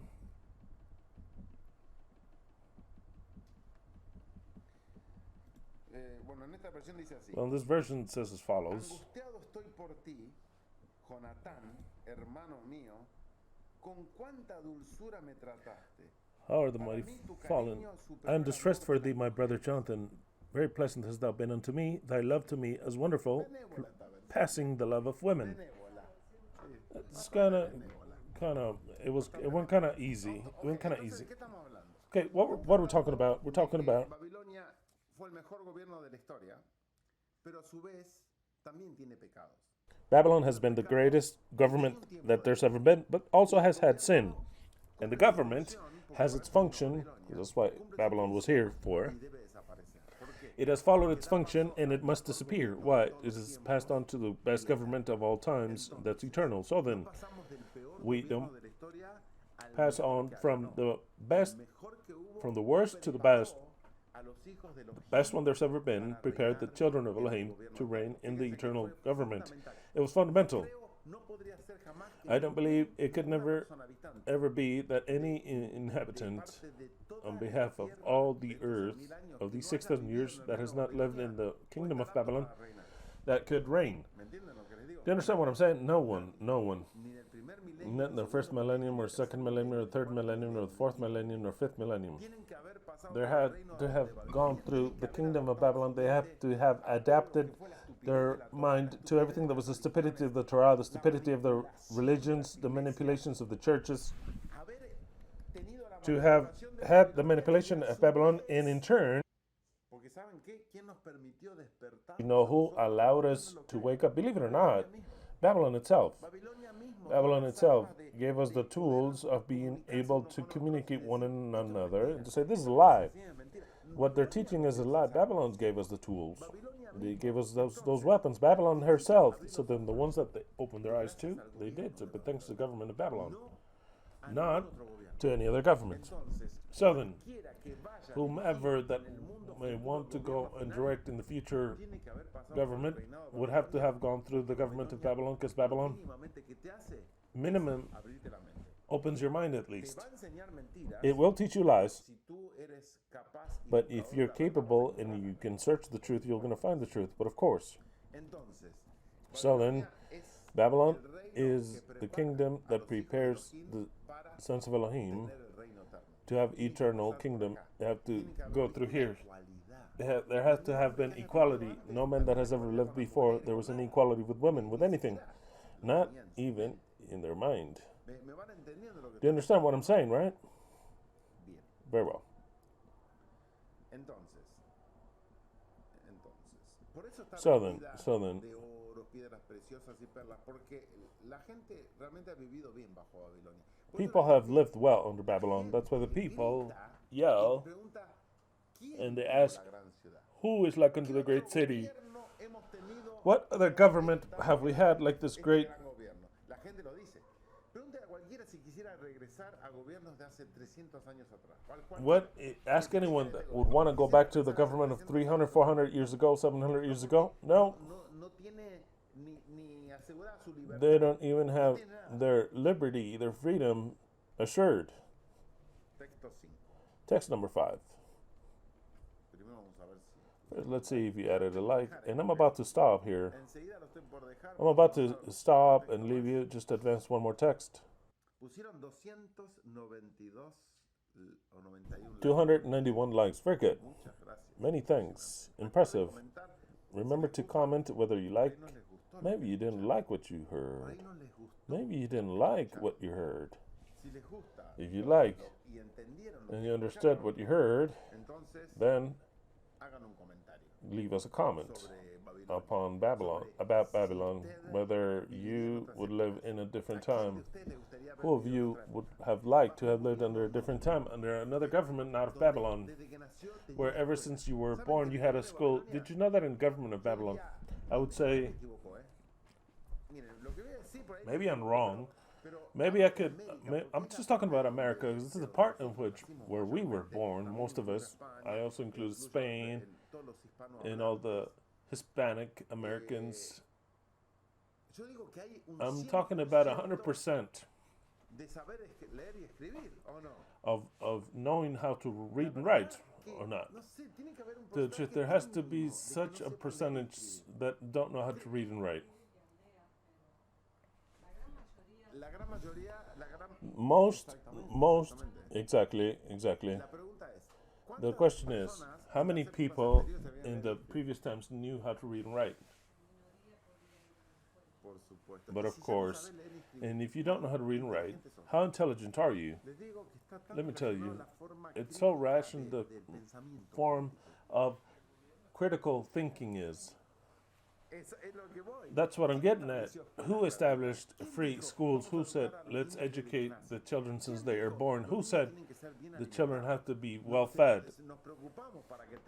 We're worried for them to have milk, for them to have meat or bread, and that they have an education. At least they have to know how to read.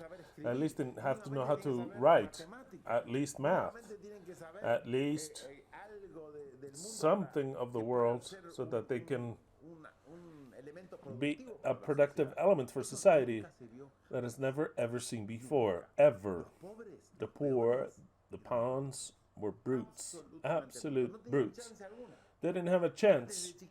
Now they know how to read and write since they're little. It's not that they learn it when they're older. Since they're little, you know how that develops one's mind. That's why I tell you.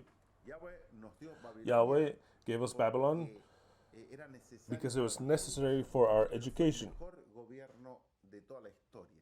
It was the best government of all history, never before seen. Never before seen.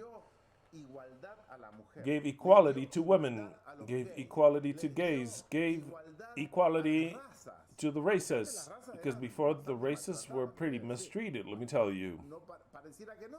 It would seem as if they weren't, but now, due to racist problems, people could have many problems. You cannot say the you cannot call the Native Americans Indians. If you call them Indians, then they look at you or they cancel you because you're mistreating them. You cannot.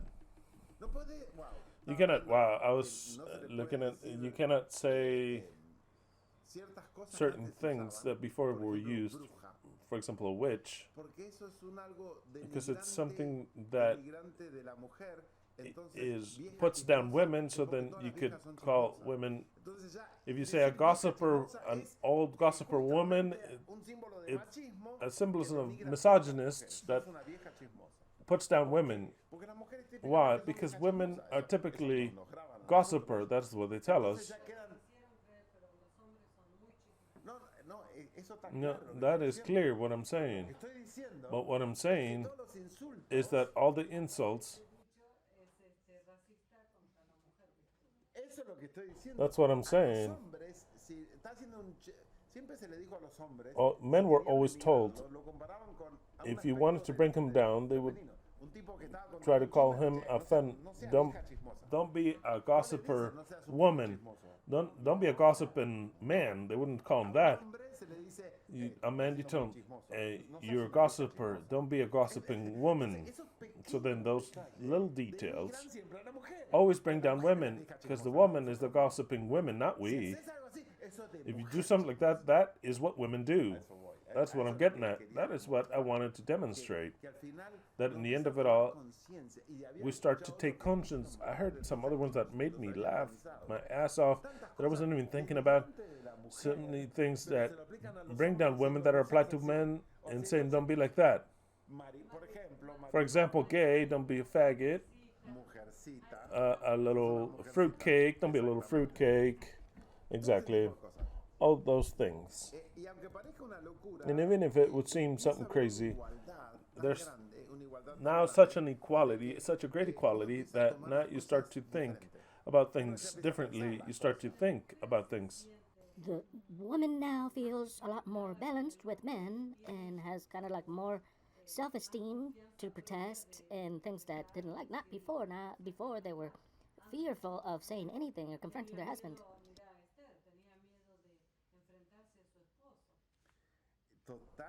Completely.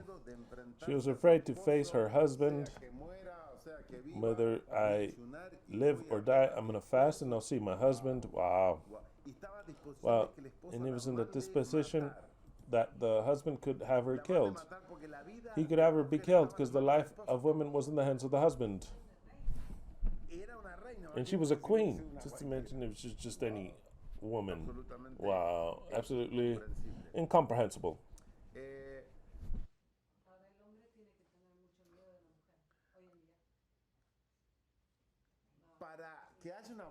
In order for there to be a balance, it's not a joke. The only way for a man to respect a woman is that he has to fear her. No, he has to fear. No, before he didn't fear her. It's the only way that he can respect her. The beginning of wisdom, modern wisdom, the principle of modern men is the fear of women. It's the same thing of the woman or towards the woman. Fear of woman, fear of women.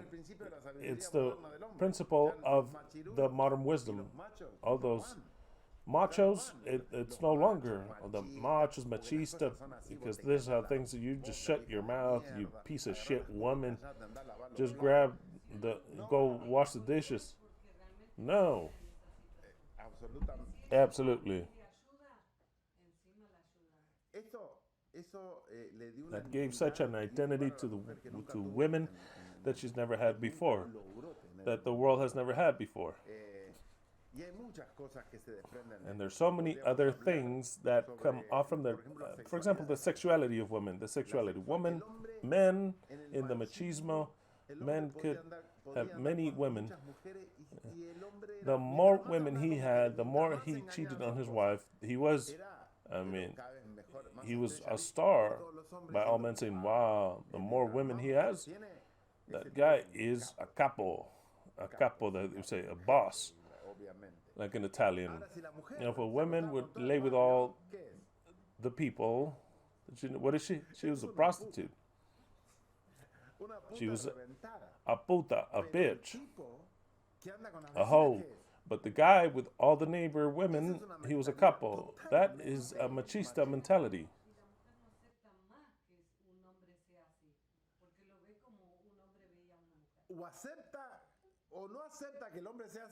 Either accepts for a man to be like that because the man accepts that the woman is also a capo because she has all the men that she has. To have a high count, you have to accept one or the other, just like that, one or the other. In the mentality, before, the woman used to be humiliated before. What did they bring to Yeshua? What kind of a woman? They said this woman was caught in adultery. And the woman would come and say, what do I have to do? The law says that we have to stone her. What should we do? How did Yeshua act? We know how they all left. They all left. He says, neither do I condemn thee. Go and do not sin no more. But the mentality now is such equality that it should get to the same thing that the woman, for the woman to cheat, then the man to cheat. When a woman is discovered that she cheated, it should not be seen worse, but it's always seen worse. It should not be seen worse. But taking that out of what I want to say, a woman in her sexual liberation obtained what she had never obtained before. The woman started to obtain pleasure when before certain women had pleasure and not the rest. The rest were, they were in the hands of the husband and whatever the husband would want to do with her. Nothing else. No such thing as something that the woman would demand. No, the woman could not demand anything. So then it was in the hands of the husband. Generally, women would not have good sex, per se. Just to go easy. Or just ask your grandmother if she's alive how good was. I mean, don't even mention it.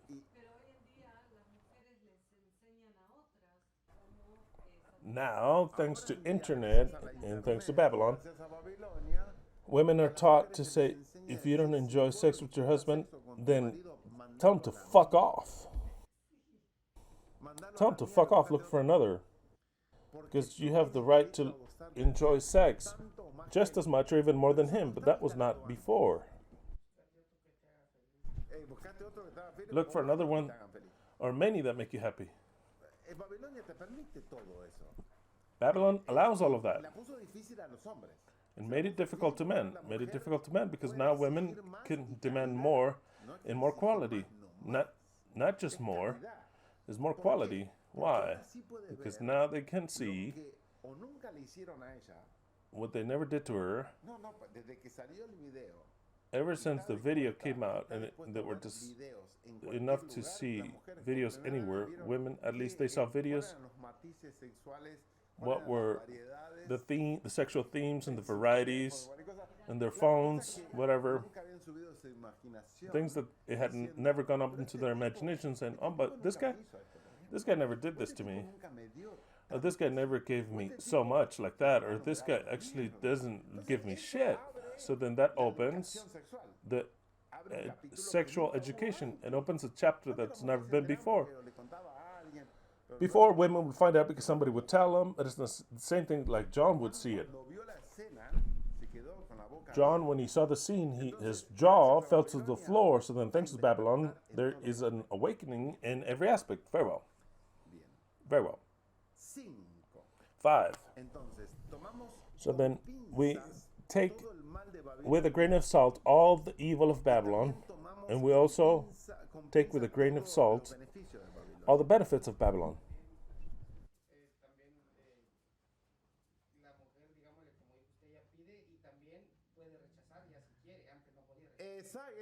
Exactly, that's another important point. There's so many points.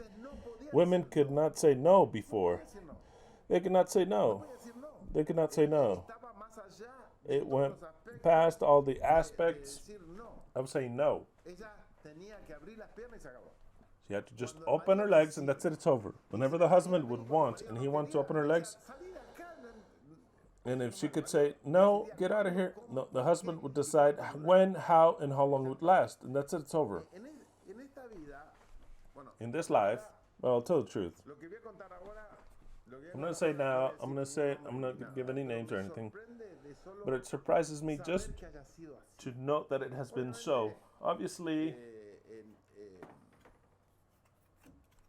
Obviamente, no, mejor no digo. I'm not going to say anything. I'm not, forget it. Sí, es mejor. Forget it. No, it's better. Es mejor callar. It's better to shut your mouth. Es mejor callar. It is better to shut one's mouth. Sometimes, right? No se enoje. Don't get mad. Pero me It is sorprende better, but it lo que han vivido surprises las me personas what people have toda lived una through. vida, An entire una life, vida de violaciones. and an entire life of Y que rape. después de grande te cuentan, And then y- when y- they're y no older, lo they puedes tell creer you, porque son parejas and you normales, can't believe it because son they're parejas normal que parecen felices, couples, después te dicen, "No, jamás fui couples feliz". that seem to be normal. They say, no, I was never happy. They would rape me all the time, Y hasta las operaron de and they would operación even de- operate de- them, re- operation el útero where they completo take porque the tomaron uterus DHS because they had a brutal, brutal y obviamente DHS, iban a tener and of otro course tipo they de were going to problemas. have all types of Pero no problems. me entra en la mente But it doesn't enter into my mind, de- even if aún en nuestra in our time. que dentro de un matrimonio se viva una violación y una insatisfacción tan grande así. Claro, que existe la violación Of en el course, matrimonio, that there's violations in matrimony, it exists. In también today's existe day and la age, it exists. insatisfacción de There's la also the mujer, insatisfaction of the woman, solamente which only, no es que sea una violación per se, it's así, not that it's a rape per pero es se, algo que lo toman como, but it's bueno, something una that they take tarea like, y well, it's a lo tengo task, que realizar and con I mi have to marido, do it pero with my no husband, but logran they don't really el objetivo de gozar la get the relación objective para nada. of enjoying the relation. They don't enjoy anything. It's like the service to their husband. It's not rape, but they never really, the woman have unfolded and the woman has learned to live this life. Y eso pasa en muchos lugares. That happens in many places, in many societies, in many places. So then Variaciones. you've got all those De variations. eso voy a hablar más adelante. I'll speak about that Hablamos de later temas específicos. Vamos a hablar when we talk about de cuánto specific podemos cambiar si subjects, queremos when we're going to talk cambiar, about si how much vamos we a cambiar. want to change, if we're going to change, if we're going to change, Hay if we muchas otras should cosas que change, van a venir después. and many other things that will come later. Bien. Very well. 5. 5. Y en su frente, And in her forehead, a name written, mystery. acá hay Here, una incógnita, voy a decir, de qué es lo que dice. Porque en muchas versiones dice, había algo escrito, la palabra misterio, por ejemplo. it said something mystery, the word mystery. Escrito en la frente, o lo que Juan quiere decir es que el nombre de ella. Or is it that what John was trying to say, that the name was a mystery to himself? Se llama fuerza de que Either way, misterio. Decía it says that it was a misterio mystery. escrito. It said mystery Por written. ejemplo, For example, en esta a ver si in tengo this otra version, the Por version, ejemplo, see if I la have the version, for example, in the version de la Reina Valera, pero in la Spanish, but the 1865 dice, y en su frente 1865, un nombre escrito, dos puntos, and upon her forehead, misterio, a name written, Babilonia mystery, la Grande, la Babylon the madre Great, de las the mother fornicaciones y de las of abominaciones fornications de la and tierra. abominations of the earth. Entonces, So ¿qué then, tenía escrito? ¿Misterio o what did tenía she have escrito written? Babilonia la Mystery Grande, or just las- Babylon las- the Great, the las, mother of harlots la madre de las and fornicaciones? abominations of En the la earth? versión, Now, in the version, la me olvidé cuál era. I forgot the name, what was it called? La versión PER, P ¿qué era? E-R, what was that? P-E-R was the I can't remember what it was called. Dice, en la frente llevaba un título secreto. Dos puntos. La versión del peregrino, sí, peregrino. Título secreto. A secret title, Babylon the Great, Madre de las mother prostitutas of the y las prostitutes obscenidades. and obscenities of the earth. En la versión de la palabra de Dios In the para version todos, of the dice Word of así. God for everyone, En reads as su follows. frente estaba escrito un nombre. And upon her forehead was a name which had a meaning that was secret. La gran ciudad de Babilonia, The great city of Babylon, mother of the prostitutes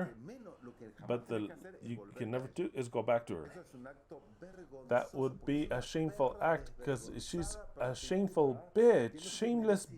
bitch, a prostitute that doesn't deserve anything. Another man has touched her. Volver a ella. Estoy de You cannot acuerdo go con back to eso, her. no, en Do you lo agree más with this? No, not in the very least. Not in the very least. Es descabellado. It is something insane, completely insane. Pero si, pero en el caso de que, But if in the en el case caso that de que el hombre se vaya if in y the él case that the anda man con goes muchas and he mujeres, has many se other puede women, volver y la mujer he no tiene can que go pagar back nada. and the woman has to Por take him back, for ella example. se mantuvo. She has Se to mantuvo, stay en castidad, in chastity, entonces, chaste, no hay ningún problema. then there's no El problema problem. es cuando la mujer no The problem tiene is when the castidad. woman Ese es el problema. does not Porque keep el judaísmo, chaste. es una 'Cause, religión gay. Jewish religion is a gay religion. Eso, porque el judaísmo Remember es una that, because religión the Jewish religion is a gay religion, completely gay. Exactly. Because of that. Por Just eso, because of that. gay absoluto. Ok, entonces dice. Completely gay. Absolutely. So then, it says, yeah, even they have they say we have the flag, which is the covenant of Yahweh and Abraham. Obviamente, obviamente. Y fíjense, Obviously, ¿entre quién fue el obviously. pacto? Fue entre, no, And fue notice entre who the Yahweh covenant y- is between y la Yahweh esposa de and Noé. the wife of Noah. Sí, no, fue un pacto de It caballeros. was a covenant of men. Entre Noé y It was Yahweh. between Noah and Yahweh. Noé y Yahweh, por supuesto. A menos Noah que and sea Yahweh, mujer. but of course, unless Yahweh is a woman. Son los dos sexos. Pero a Which menos is que the lo two veas como una sexes. mujer, dice, no, no, Unless you see her as a woman and said, no, I just wanted all men. Because that would change. Yahweh le Because if gusta Yahweh el sexo, likes, femenino. Él tiene los dos porque if salimos he los has dos. both sexes, because we all Tiene came más from el him, sexo le gusta más he el has femenino, entonces por eso le more dije of the todo. feminine side, then he chose all men. Sacerdotes. All male priests to my temple. Verlos a todos I los want to sacerdotes see en all mi the templo. male priests in my temple. Bueno, Well, sí. moving on. Jeremías. Jeremiah. Dice, si alguno It dejare says, a su mujer and if yéndose any man put away his wife, and she go from him and become another man's, shall he return unto her? no será tal tierra Shall de not that todos land be allá, greatly tú, polluted? pues, has But fornicado thou con hast played muchos the amigos. harlot with many lovers. Vuélvete Yet a mí, dice return Yahweh. again to me, saith Alza Yahweh. tus ojos a las Lift up alturas thine eyes y unto ve the qué high lugar places, and see no te hayas where thou prostituido. hast not been lain with. No, okay, hold on. Wait a minute. Esto es lo que dice él. This is what he says. Yo se lo discuto a él. I'll argue him. See, that's what happens. That's what happens. But he's some guy is speaking, is very machista. Some guy that supposedly abandoned her. Why does the woman go with other men? Generally, she does that when the husband doesn't satisfy her sexually or physically, or has her as a queen. If he has her like just any other woman, doesn't attend her sexually, and if he does not give her everything she needs, she's going to look for another guy. Let me ask you, did Israel, was she sexually attended? No. Were they abandoned by Yahweh? You just gave the example. If a man leaveth, and if would he give Israel everything she needed? No. Then what is Yahweh complaining about? If Israel became the harlot, it's because he didn't give her everything that she needed. It's clear. It's absolutely clear.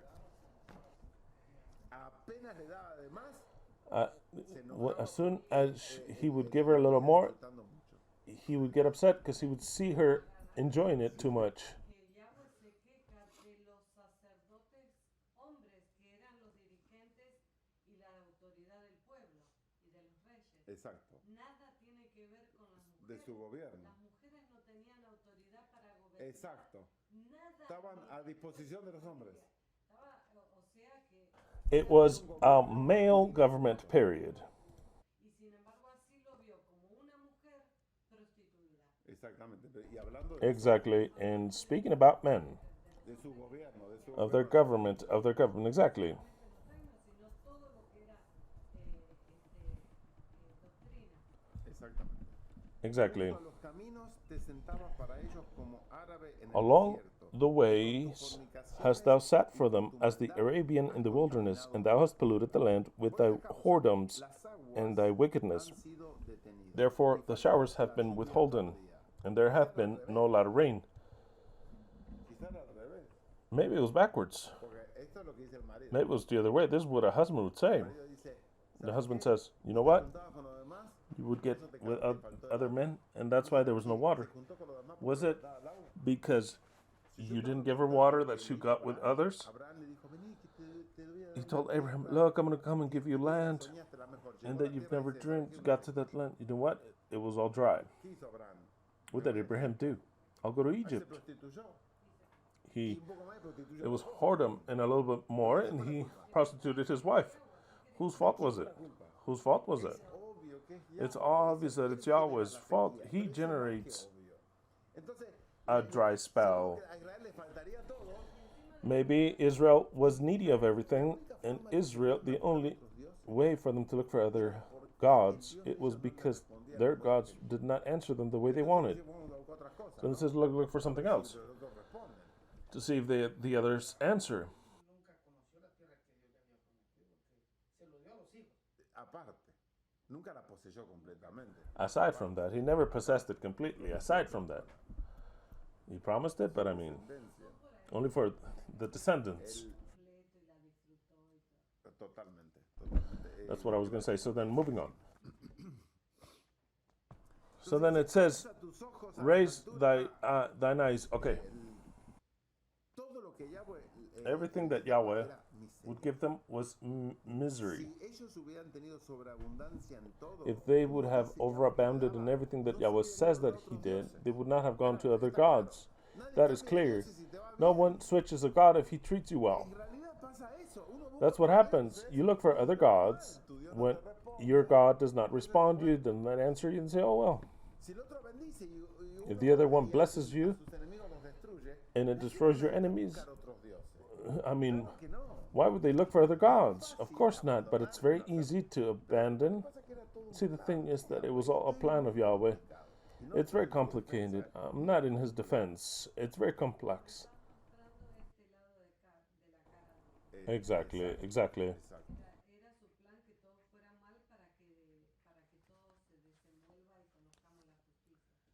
Junto a los caminos te sentabas para ellos como árabe en el desierto. In the ways hast thou sat for them as the Arabian in the wilderness, and thou hast polluted the land Por with esta causa las aguas han sido thy whoredoms and with thy wickedness. Therefore the showers has been withholden, and there hath been no lot of rain, and thou hast had a whore's forehead. There it is. tenido frente de ramera. It says, Israel has had a whore's forehead. Thou refusest to be ashamed. No me llamarás Will thou not from this time cry unto me, my father, thou art the God of my youth? Will he reserve his anger forever? Will he keep it to the end? que has hablado Behold, y hecho thou hast tantas spoken maldades. and done evil things as thou couldest. Mira, me dijo Yahweh en días del Then reposo, Yahweh said also unto me in the days of Josiah the king, Hast thou seen that which backsliding Israel hath done? She is gone up upon every high mountain and under every green tree, and there hath played the harlot. Okay, all these things son todas estupideces. are all stupid Si things. yo veo ahora la religión judía, If I now look at the practican la Jewish religion, those who practice the Jewish religion, en los they mínimos detalles, take care of the least of details. For me, it is incomprehensible, and I don't believe it, Israel en su época that Israel in their time había sido un desastre. has been a disaster. I don't believe it. El Dios que tenían The era God they had más insoportable que había. could not be. They Estoy viviendo acá. they couldn't stand him. ¿Qué le hacía? A ver, ¿qué le hacía? Si What eran could- unos campesinos que- There were all farmers. aquella país a fornicar What is he a los calling montes. fornication Eso es todo of? Israel. Eso es mentira. It is all of Israel. That Eso really, es absolutamente mentira. it's a lie. It's an absolute lie. In any Habrá habido case, algunos estúpidos maybe some que no stupid era idiots, fornicar real. and it was not to really Está hablando de fornicate. fornicación espiritual. It's talking about spiritual fornication. Algunos que otros habrán Maybe tenido one here and there they might have had of saying, "Well, I'm gonna worship an idol," because he would not answer anyone. ¿Qué sabían ellos si realmente What did they know if whether or not that was the true God? They didn't know how to write, información? read or write. They didn't have information of what is he complaining about. I mean, it's complete stupidity. Look, all the Eso lo vamos a ver después. complaints of Yahweh Israel are stupidity. We're going to see that in the new world. We're going to see the whole story of the world. And we're going to see what's stupidity, what's all the history of the world, and what benefit we got from Babylon. That taught us to read and write and to reason, and then filled us with lies, and we'll see who would take him off of that. But he taught us to reason. These stupidities and complaints of Yahweh Israel are laughable. They are stupid. They have no foundation, and we have to see whether they're true or not in some aspect or another. And the only one that he could blame are his priests that would guide the people. Yes or no?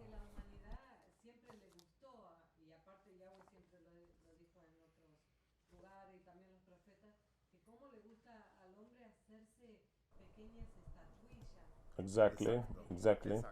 Muñequitos chiquitos, como hay el día de hoy que lo usamos para jugar, pero al hombre siempre le gustó tener esta. Completely.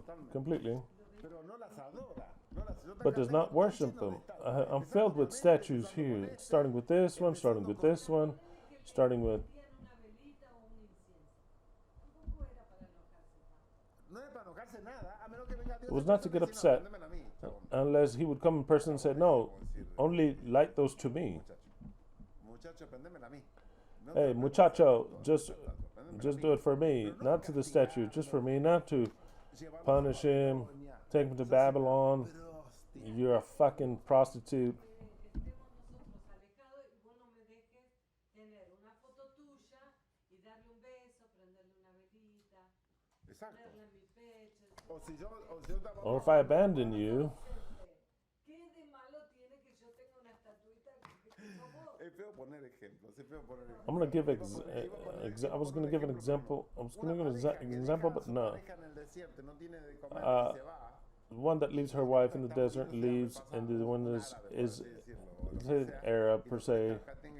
And they offer him, look here, I can feed you. I need your sexual services. The husband that abandoned that wife cannot complain. The thing is about to survive. That's what I'm saying, but he makes it sexual. Exactly. And we have to even check whether they did that or not. Who? Did you ever see that?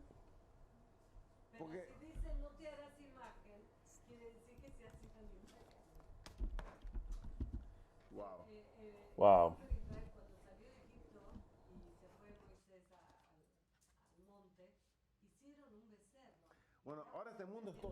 Well, now this world is all images. Even my image, it's an image. It's not me. The one you see on your screen, it's not I. It's an image. The one that's me, I'm here. But this is just an image. Don't worship it so much.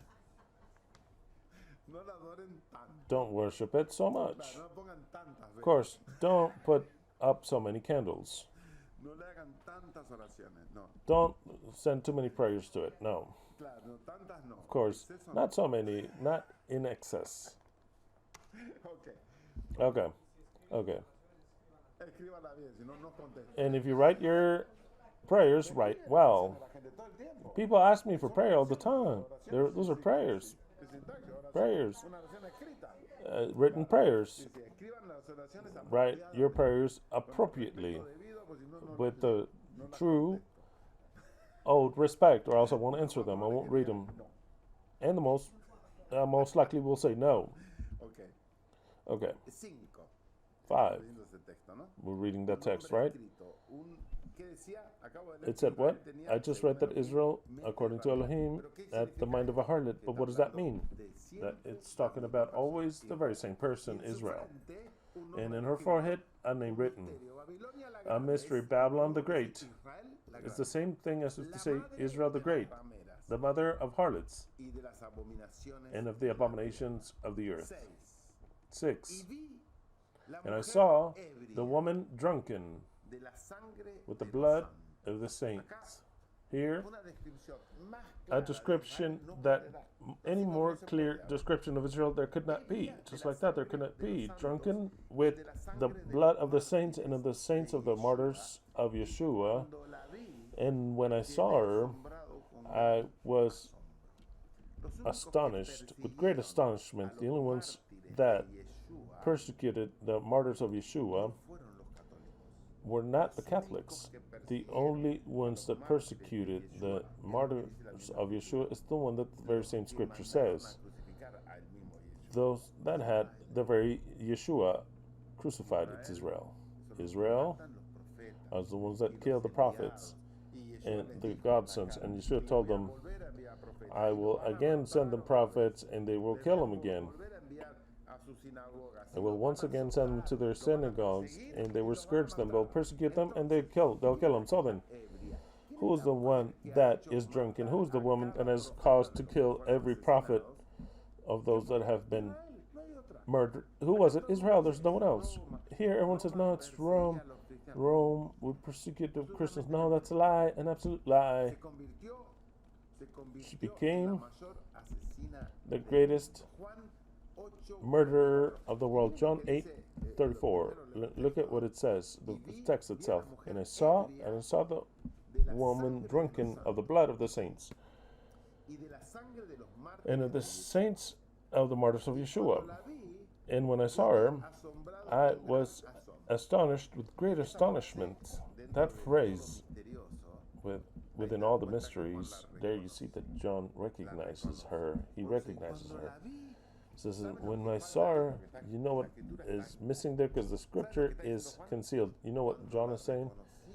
Once I recognized her, no cuando la because he was seeing her, not when I saw her. vi, cuando ya estaba No, it says viendo, when I saw her, when I was already seeing her in a vision. cuando la reconocí, When I recognized her, que quedé totalmente there I asombrado. was No really podía completely creer, no podía astonished. creer que era mi He pueblo could not Israel. believe that it was my people Israel. That is what John is saying Clara, in a very clear way. And I saw the woman drunken with the blood of the saints and of the sons and the saints of the martyrs of Yeshua. When I saw her, asombrado, I was astonished with great astonishment.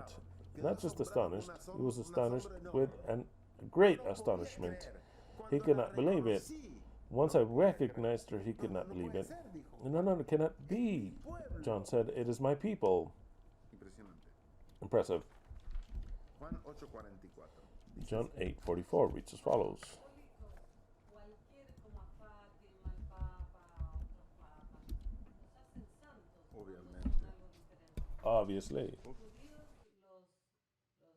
no sé, los mandan a matar como Sigue matando hasta el día de hoy. hasta el día de hoy. Exactamente. No te puedes hacer nada. They continue to kill them up until today. Nada. Ahora dentro de la iglesia Absolutely, none whatsoever. te hacen santo. Te morís encima y te hacen. Te beatifican. Juan 8:44 dice. John 8:44 says, Vosotros Yeshua says, sois- ye are, ¿Y quién son vosotros? who are ye? Who are ye? Judíos. Entonces voy a leer The Jews. pueblo judío ahí también. So then we read Nosotros the los Jewish people. Okay, directly. Pueblo judío, Jewish people, sois de vuestro ye padre are el of diablo. your father the devil. Está bien claro. ¿Quién es el It is diablo? very clear. Who is the devil? El que los creó. The one that created Está them. claro eso. It is clear, right? ¿Puede Israel tener Because un padre Israel que se llame cannot have a diablo? father that's called Si los the creó devil. Yahweh.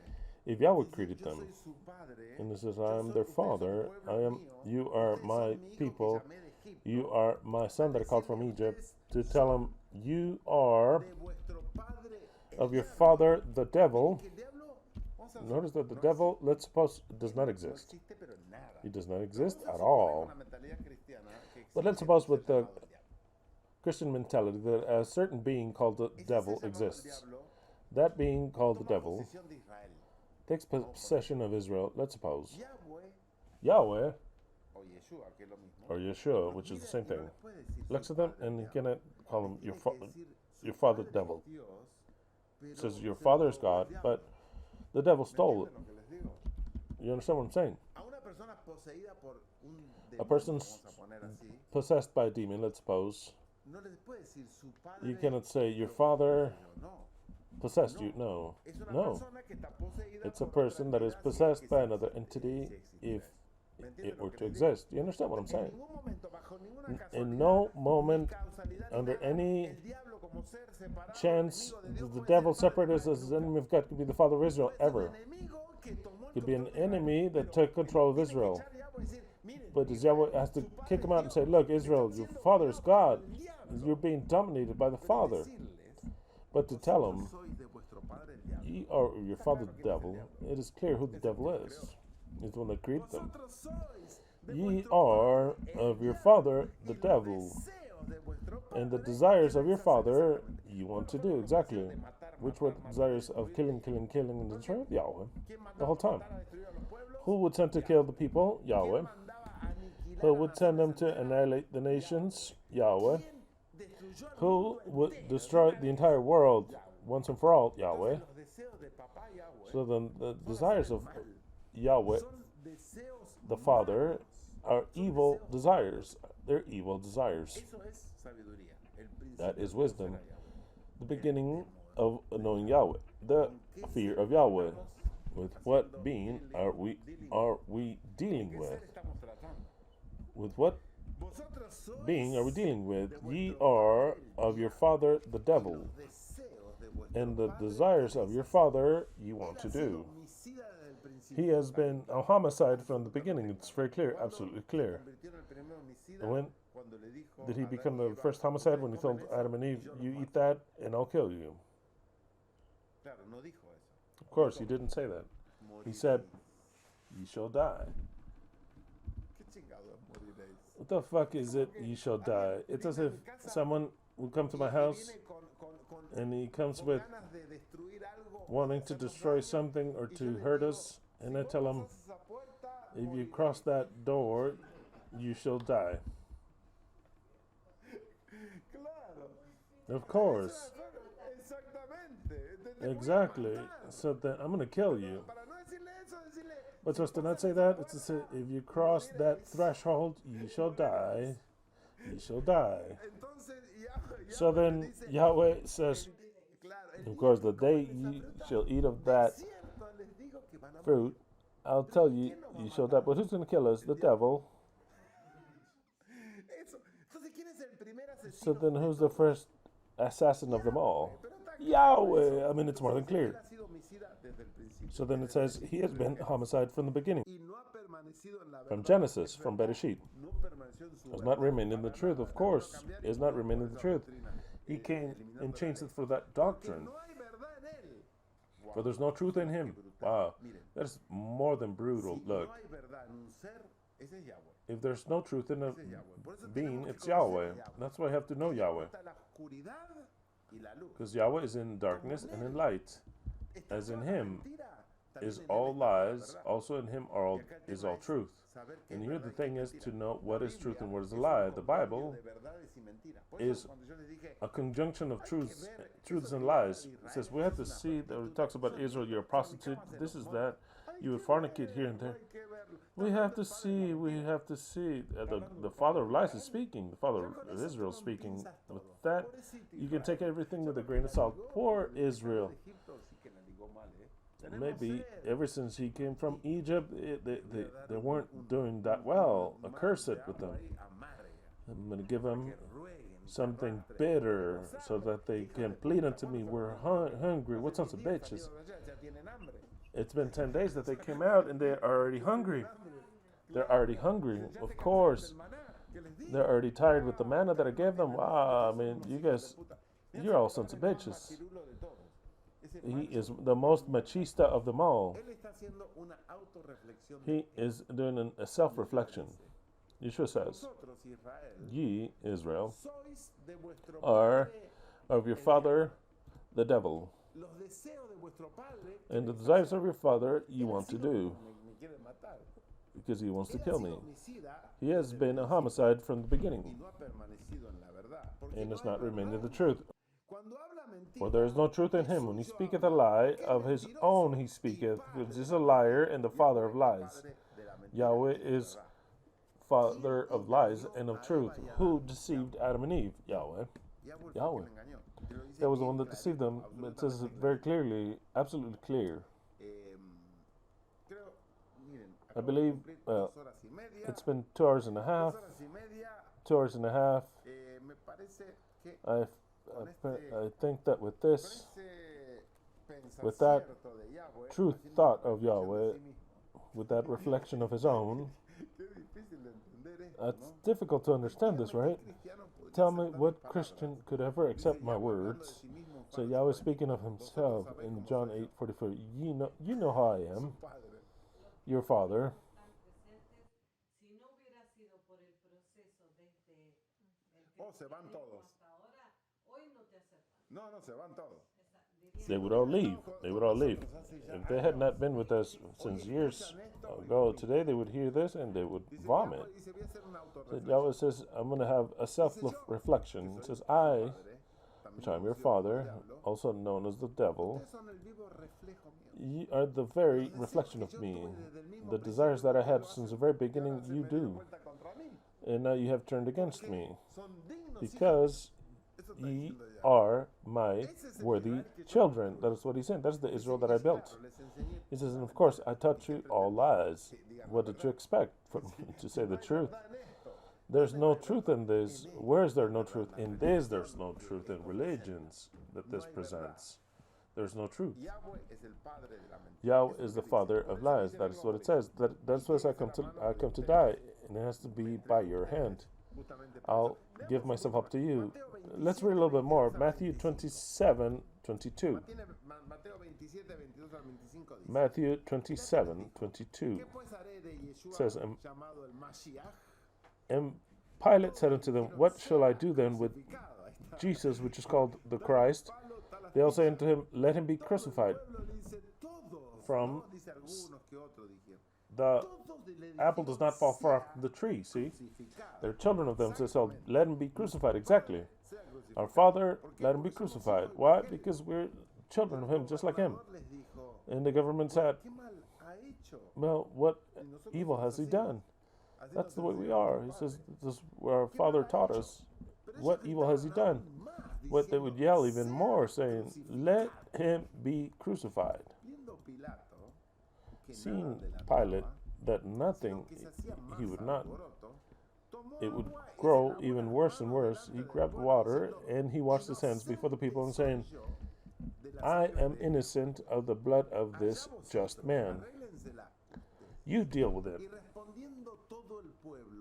Then answered all the people, not just part of the people, but all the people, and said, his blood be on us and on our children. Then what does the text say? And I saw the woman drunken of the blood of the saints, and of the blood of the martyrs of Yeshua. And when I saw her, either I recognized her, and was astonished with great astonishment, because they are the assassins. Is it their fault? No, no. I tell them, how many times did I tell them that this is the manual of the beast? Did I not tell you the beast has a manual? It's this one. This is the manual of the beast.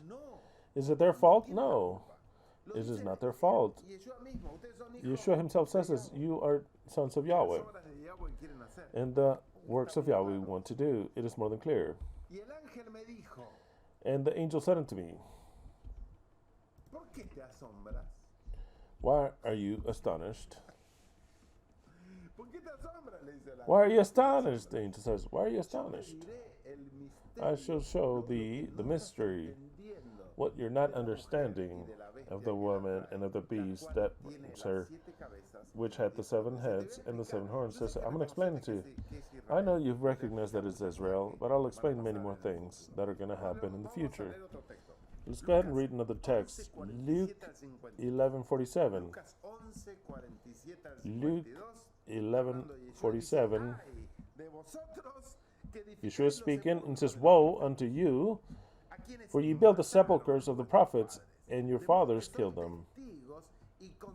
Truly ye bear witness that ye allow the deeds of your fathers, for they indeed killed them, and drunken with the blood. And ye build their sepulchres. Therefore also said the wisdom of Elohim, I will send them prophets and apostles, and some of them they shall slay and persecute some, that the blood of all prophets which are shed from the foundation of the world may be required of this generation. What generation? That of Israel. That it may be required of this generation the blood of all the prophets which was shed from the foundation of the world. from the blood of Abel unto the blood of Zechariah, which perished between the altar and the temple. Verily, I say unto you, it shall be required of this generation. Woe to you, lawyers, interpreters of the law, it says in Spanish, for ye have taken away the key of knowledge, of science. Ye entered not in yourselves, and them that were entering in ye hindered. That is clear.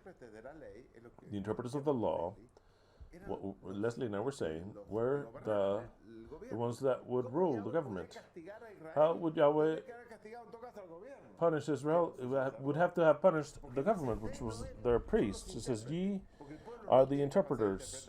The people could not interpret, not even to read. So then the interpreters would do everything. And since when did the people, it says, would they be accused of idolatry? They cannot accuse the people of idolatry. They can only accuse their priest of idolatry because the people would follow the priests.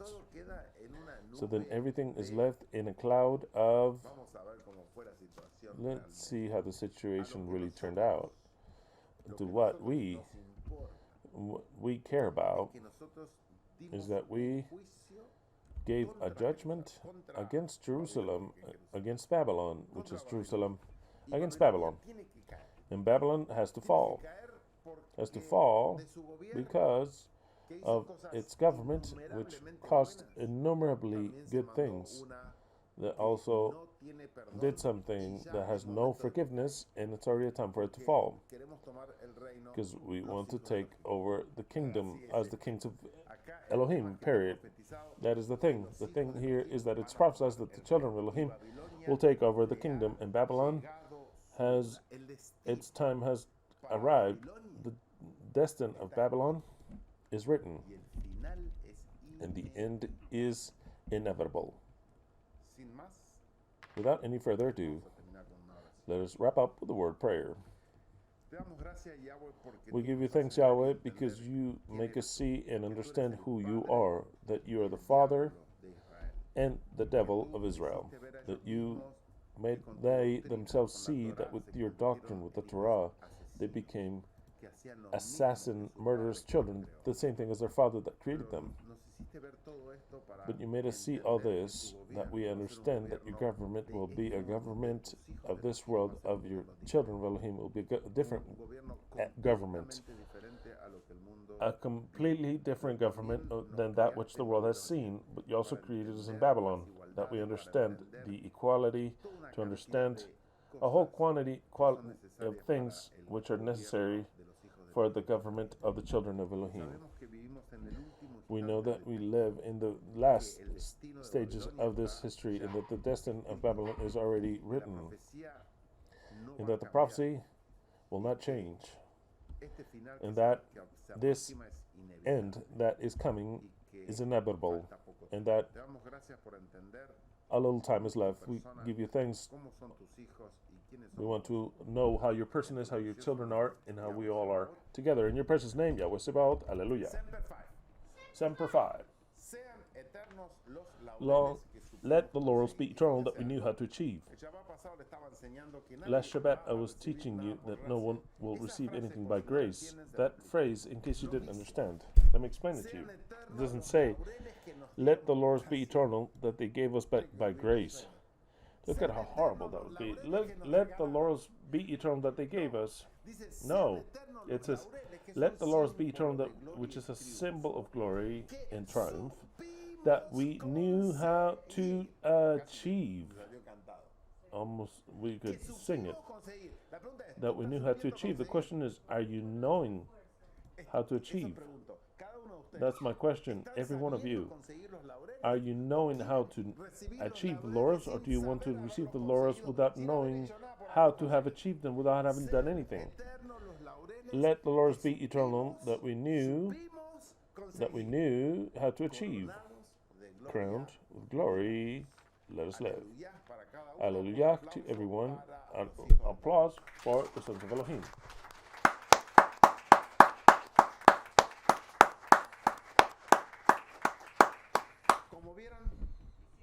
As you have seen, exactly. And if not, With glory, let us die. Está muy bien. That's very good. Como vieron, Apocalipsis 17 As you have da seen, para Revelation todo 17 tipo de gives enseñanza. for all types Todo of tipo de teaching. enseñanza, porque es All maravilloso. types of Esta profecía teaching, es la más because it's marvelous. maravillosa de This todas. prophecy No is existe the most ninguna marvelous of profecía them como all. esta. No Esta other profecía prophecy es exists like this one. absolutamente It's maravillosa. marvelous, Y la absolutely vamos a seguir marvelous. estudiando en el And we shall próximo Shabbat. continue to study it in Aleluya the para following cada uno Shabbat. de Hallelujah to every one of you.